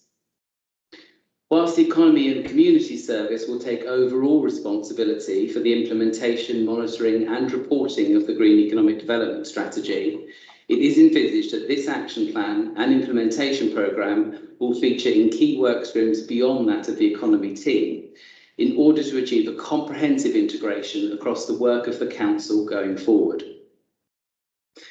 The creation of the action plan will include resource planning to ensure that there is necessary capacity and is aligned with implementation to deliver the strategy. The need for resources will be set out in the Council's annual budget setting process and mid-term financial management strategy. There are 3 elements of work remaining within the Consultants Commission, and these include an external facing presentation deck, the development of a compelling investment proposition, and a GIS-based map illustrating the evidence base, which will be completed following the approval of the framework strategy. So, in summary, the Policy Committee have been asked to review and comment on the scenarios, policy themes and associated outcomes, the next steps associated with delivering the action plan and the role of the City Council in this going forward. So with this in mind, I'd like now to hand over to our colleagues at Urban Foresight and Third Life Economics on the call today, and Graham Thrower, who is Head of Infrastructure and Investment, to expand on the detail which underpins this next 10-year green economic development strategy. Thank you, Graham. Thanks. And thank you very much, Chair, members and officers, for allowing myself and our delivery colleague, David Marlowe from Third Life Economics, to speak to you this evening. We have, I think, spoken with some of you before and presented some of these findings to you before, but for some of you it will be fresh. I'm conscious of the time, and we have a deck which we should take about 15 to 20 minutes to get through, and then happy to take questions after. As has been said, this has been a collaborative process, and we along the way have taken in the views of officers and members of the council, and also members of the business community, the voluntary sector, and communities across the whole of the district. And we're very conscious that this is a strategy for the whole of the district, and that has been a kind of a guiding light for us throughout. So if it's okay now, I will share my screen.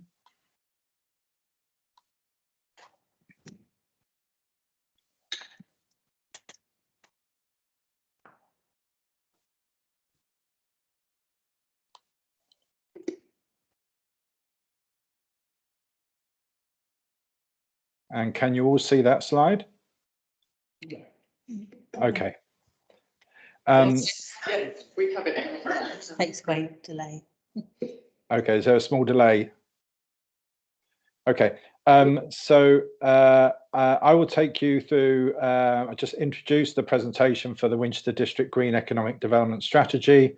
Interestingly, just listening to the previous item, I think it picks up on a lot of elements, unsurprisingly, that have come out in the local plan, which is good to see, actually. As you heard, this is all underpinned by a fairly extensive evidence base that has looked at not just the traditional economic indicators, but also environmental and social indicators, and also taken into account some statistics that we've been able to gather on the impact of the pandemic as well on the economy of Winchester District. The presentation itself, David will take us through just a section on the fact that this is a strategy in a time of uncertainty, what we mean by a next generation strategy, what we mean by green growth, the importance of co-creation, not only in the development of this strategy, but actually also in the delivery of it. I will then take us through the 4 scenarios that have already been mentioned, and the themes and outcomes that come out of that. And then we'll finish off with a summary of the role or roles for Winchester Council. So with that, I'll hand over to David to take us through the next slides. Yeah, thanks very much, Graham. Graham, just so that you know, for some reason, I don't have your screen share. So I know what the slides are, but can we start with the strategy in time of uncertainty? Yeah, and can I just check that everyone in the meeting, have you got a slide in front of you that says a strategy in time of uncertainty? We do, yes. Okay, great, thank you. Yeah, so it must be something on my machine. So look, the background, let me just take you through a bit of the background to the Green Economic Development Strategy before we get into the substantive proposals. And I suppose what this slide tries to say is, while context may not be everything, perhaps as much as any time in recent history, it is really important for this strategy, because what the slide shows is just how much uncertainty and volatility there is for the Green Economic Development Strategy locally, nationally, and even globally.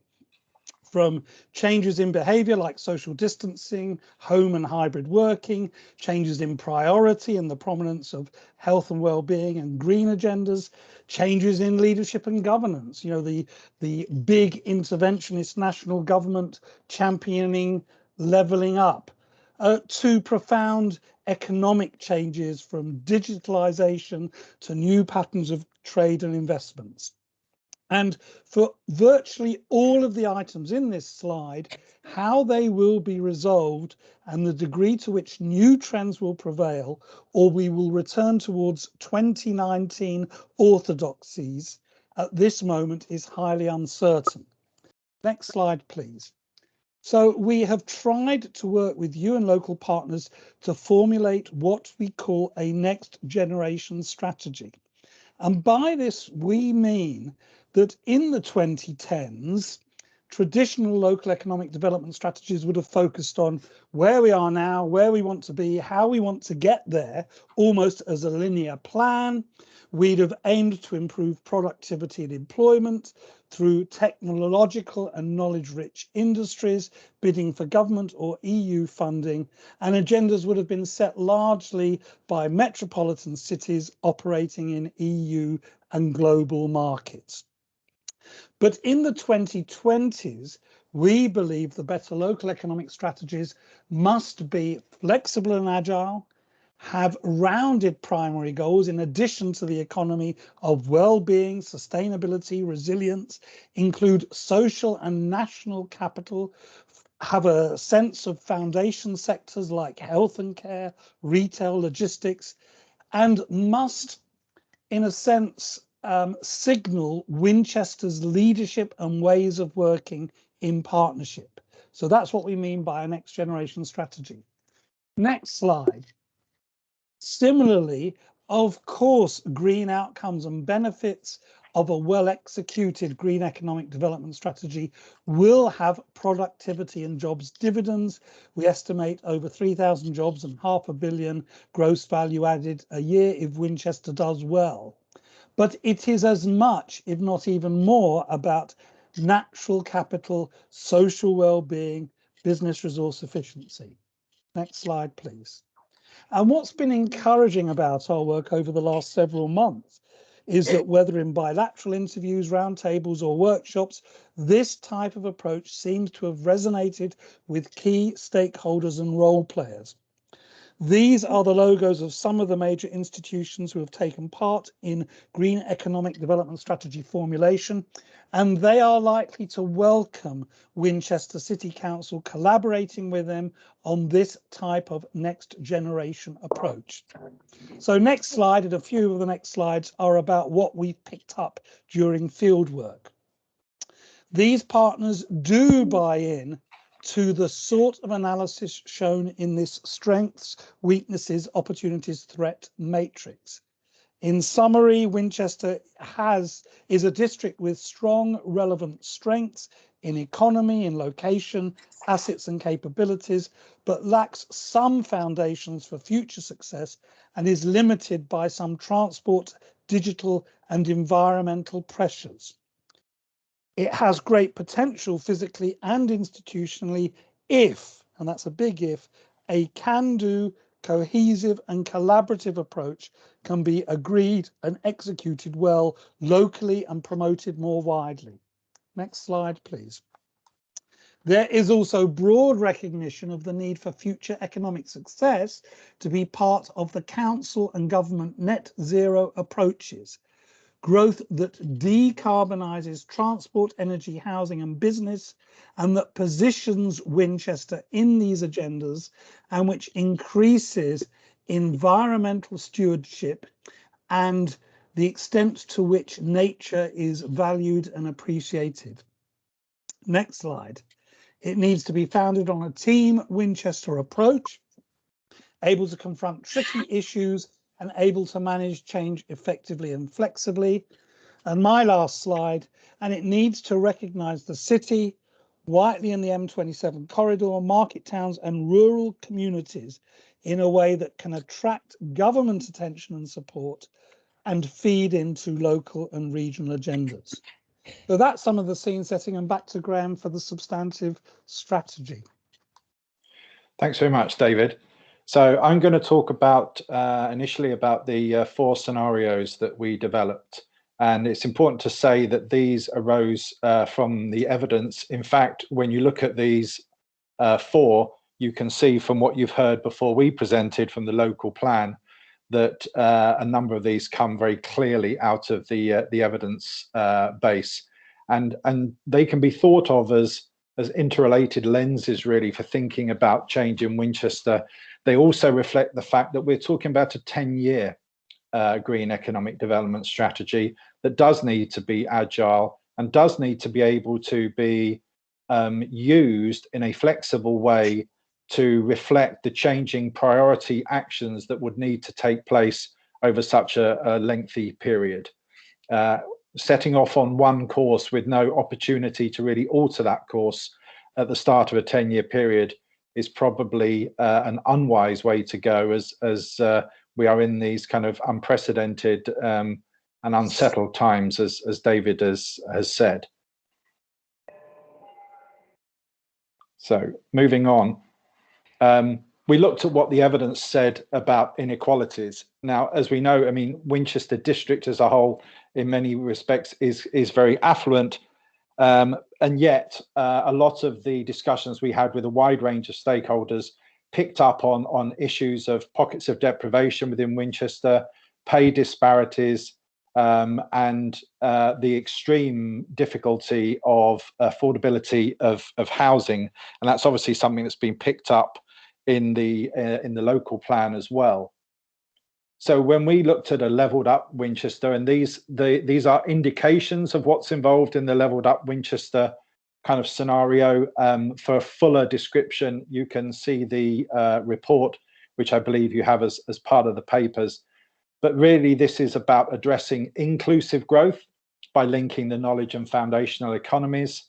By foundational economies, I'm really talking about those kind of key local supply chains across a range of sectors. It's about a just transition to a low carbon economy through meeting the challenges facing all the different parts of the district as a whole. And really key, it's about improved housing affordability and sustainability. And those skills that we're talking about are not only in green areas, but they are in those creative and design and high-tech industries that you heard about in the local plan discussion as well.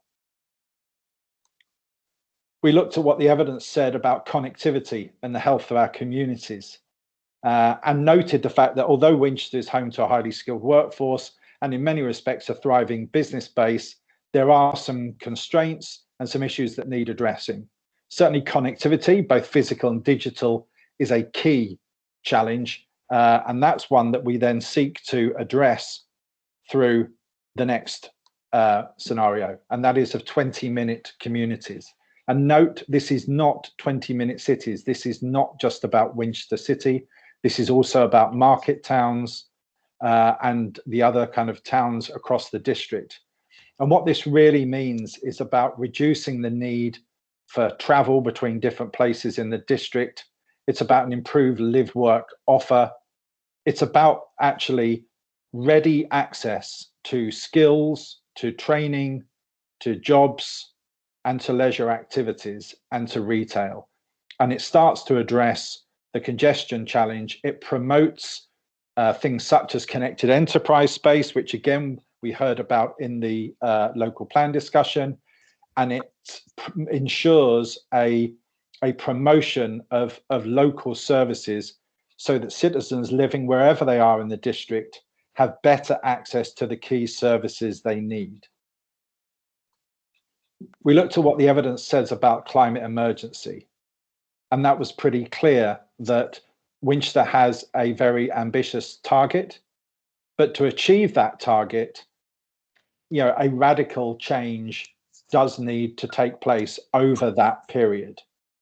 That change needs to be certainly across the areas which are high contributors to carbon emissions.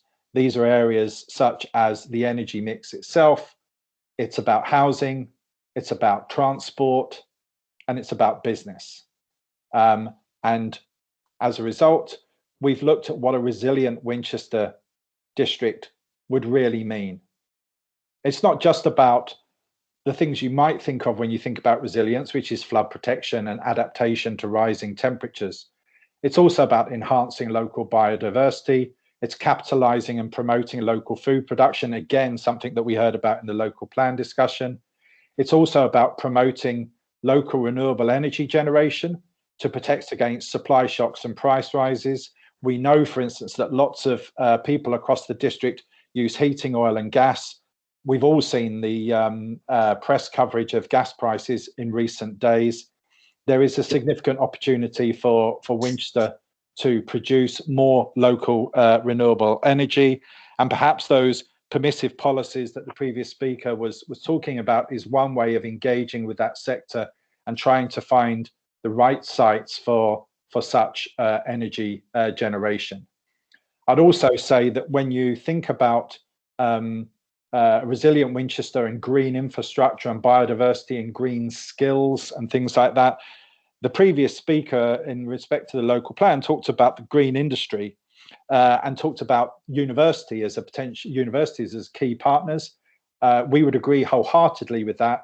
I would also say that you have two other excellent catalytic partners for the growth of green skills and green jobs and green expertise in the district, and that is the South Downs National Park and Sparsholt College.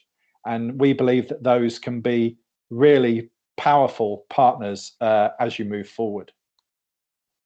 We looked at what the evidence said about the district's business mix. And I think post-pandemic, there's definitely some strong signs of recovery, and that positions the district well to capitalise on the strengths that we've all heard about, retail, professional, scientific, technical, IT, creative, etc.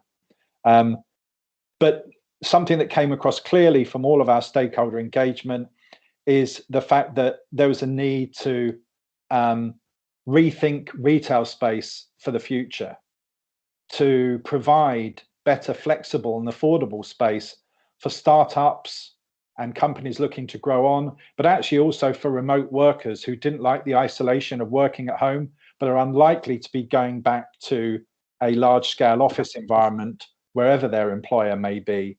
And therefore, they have a considerable need as well. I think there is an opportunity for Winchester District to really position itself as a UK centre for sustainable tourism. And I think a strong case, again, as we heard from the previous speaker, for investment in the district-wide cultural infrastructure. So these are the kind of lenses that we were exploring. The 8 themes that leads us to for the strategy as a whole is connected public and electric transport, affordable low carbon housing, investment and focus on skills and competitiveness, a dynamic environment for business, green infrastructure, green energy, real promotion of the vibrant independent business culture, and a key differentiator around sustainable tourism. And what all that really means during the period of this 10-year green economic development strategy for Winchester District is carbon dioxide emissions reduced to 0, greener transport with less congestion, increased business density, productivity and skills, more local renewable energy, increased biodiversity and green infrastructure, and more affordable, sustainable and flexible housing stock. And we think all of that really starts to build further on Winchester's profile as a dynamic, sustainable district, but with a compelling blend of assets that are really positioned for the greener economy that is already here and is only going to grow in the coming years. And a comment I made in a previous presentation to a policy committee was, we can all see that in 10 years' time, the volume of green products and services that will be required across the country as a whole will be considerable. And Winchester District can either purchase those services and goods from elsewhere in the country, or it can be one of the leading providers of such services and goods and reap the benefits of the skills, the jobs, and the inward investment that would entail. And we believe that's the right way to go. And in all of this, the role for Winchester Council itself, initially, obviously, is to adopt the Green Economic Development Strategy in its final form. It's around leadership and advocacy. And again, there was a strong appetite amongst stakeholders for that sort of leadership, partnership working, influencing and inspiring, commissioning further evidence where required. And again, that's made clear in the report itself, which breaks down actions from investment to influencing to feasibility studies. And then lastly, and perhaps most importantly, supporting process and cultural change, embedding a strategy in the day-to-day business of the council, which is around making sure that it is part and parcel of the planning process, procurement processes, and assurance processes around capital investment. And with that, I'm happy to take any questions, and I'll stop sharing my screen. Thank you. Graham and David, thank you very much. I personally really enjoyed that presentation. I've spent a lot of time reading the strategy. I've seen it evolve, and I think that's a really clear exposition of what you're proposing that the council takes up.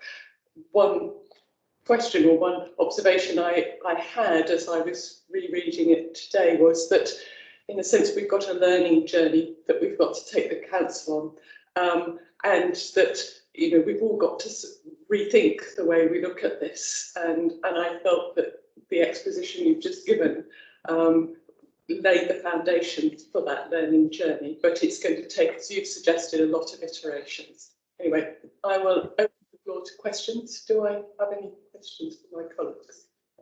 Councillor Isaacs. It's sorry, thank you, Chair. It's more of a thank you and a comment, because this is the first presentation for a long while that I've seen that really discusses the district as a whole. It doesn't just focus. In time and time again in your slides, you mentioned the rural areas, the city areas, the difference between the two, and acknowledging that.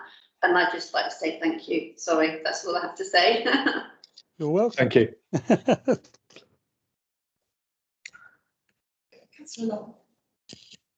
Thank you, Chair.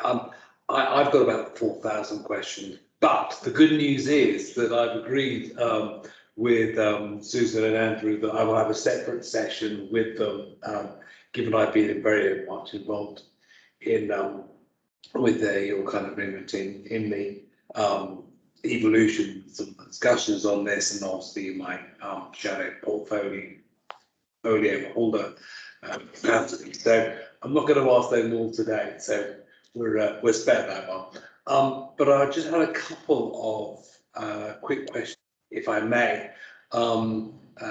Firstly, I agree with Councillor Isaacs that it's lovely seeing the full district approach, and I was particularly pleased to see the reference of the bus routes over to Burridge, Swanwick, and please on to Fareham as well. But that was great. The questions, firstly, the local plan, and Adrian mentioned that he had a vast amount of input and responses that he was wading through, and was likely to take some time further on. Is that not important evidence that we should be finishing the assimilation of and seeing whether that feeds into this plan before finalising this and bringing it forward to Cabinet?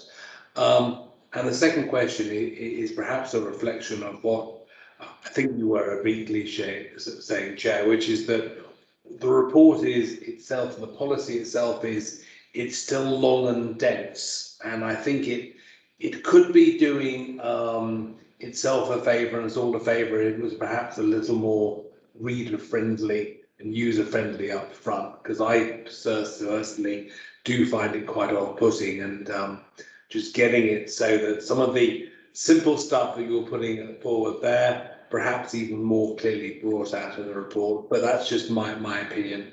I don't know whether that's something that you agree with or think that we can work on further. Thank you. Graham or David, would you like to comment? Yeah, I'll take the second point. I think often these pieces of work start long and then gradually refine down. The evidence base was considerable and a fairly large piece of work. The Green Economic Development Strategy, the feedback we got as it went through its various iterations was that notwithstanding the fact that the evidence base was there as a separate document, people were keen to have elements of the evidence base clear and present in the strategy document, so that it was very clear that those scenarios and the suggested areas of focus in the scenarios were arising out of the evidence base and weren't something that had just been kind of parachuted in.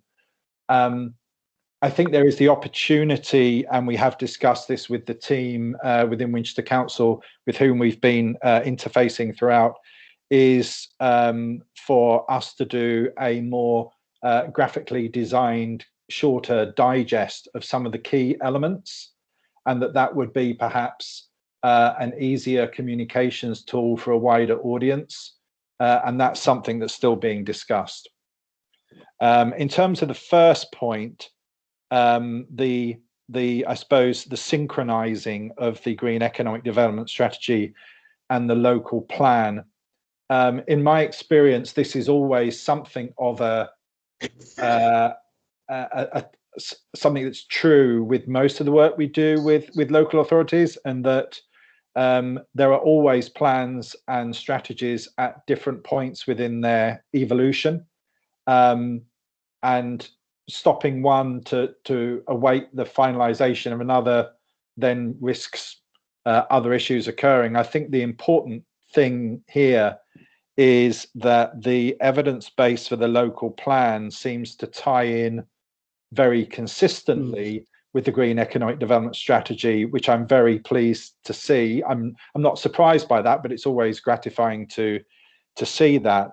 I think in terms of the process of the synchronization of these, that's really a matter for the council, and we merely present the work and the evidence base that we have been involved with, and appreciate that the council may decide that there is merit in synchronizing the timelines of these two pieces of work more closely. But like I say, I think that's probably a decision for the council and not for us.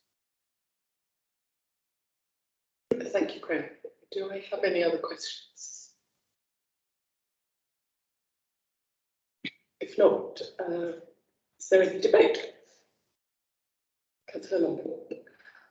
Thank you, Chair. So I think there are some points there, and I think getting this to a point where it is more user-friendly and accessible, and something that we as councillors, should we choose to adopt it, are able to sell, and that everybody knows is the message coming out of Winchester, I think is a really useful thing. And I think otherwise we risk getting bogged down in incomprehension and our own inability to understand and sell. So I think that will be a good thing. Secondly, whilst I take on board the point that it seems the evidence so far is consistent. Adrian did say he was only halfway through. I know this isn't the Russian election where all votes go one way until the last minute and then they get changed, but it seems sensible that there is at least a consistency in there. I'm not necessarily a full parallel running, but that we at least absorb that large amount of evidence before taking this through to cabinet for effective the final decision. So I think there's a point there to be looked at by people more importantly. Thank you, Chair. Thank you, Mr. Lambert. I think there's certainly an underlying feeling that we've come a long way, and what we've heard this evening is a very strong platform on which to build. I think I would endorse Councillor Lumley's comments that we need to make this as accessible as possible, and welcome the proposal to look at a sort of digested form of the report as the basis of a communications tool. But I think this is an ongoing process, and we need to look at the design of that process. I think you've asked us for feedback in that area on what the council's role will look like. I think it's going to be quite difficult. I think that we need to have sort of a bit more interaction with perhaps the economy team on what that would look like. What I'm concerned about is that we would fall back on some form of strategy board which goes away and what beavers away offline and becomes inward looking. I think we've got to work really hard at continuing to engage with stakeholders in public fora and keeping that debate and co-learning going forward. This is and so I think that's a governance question. We've got to think quite flexibly about how we do it. But of course, those things always take resources and time. So we need to weigh up what the advantages of doing that are. I think we've got to prioritise here. And again, it's hard to do it in a meeting like this. I think we're going to need to have some practical sessions where we look at how those sliders along the scenarios, what the trade-offs are that we're going to have to make along those, and how that might impact on our goal of zero carbon and our other goals within the council plan. But I think we need to get our hands on practical ways of doing that and working with you. I clearly think there's such a strong match between what the evidence coming out of the local plan and the themes coming through this report that I think it strongly fits with what we want to do. The question is, have we got the capacity to do it? Or can we be innovative and creative enough to find ways of delivering that? Just going back to the final question, obviously there is a delivery next step. Councillor Lumby suggested we might just need another cycle, whether it's coming to this meeting or whether it's that we can do that offline to help you prepare for a paper to cabinet. Perhaps we could take that outside the meeting. But I think it's identified a very clear leadership role for the council, and I do hope that we can rise to that challenge in the future. And I hope that's helpful too. Thank you. Thank you again to Graham and David for their really helpful introduction on this. Thank you. Thank you. Good night.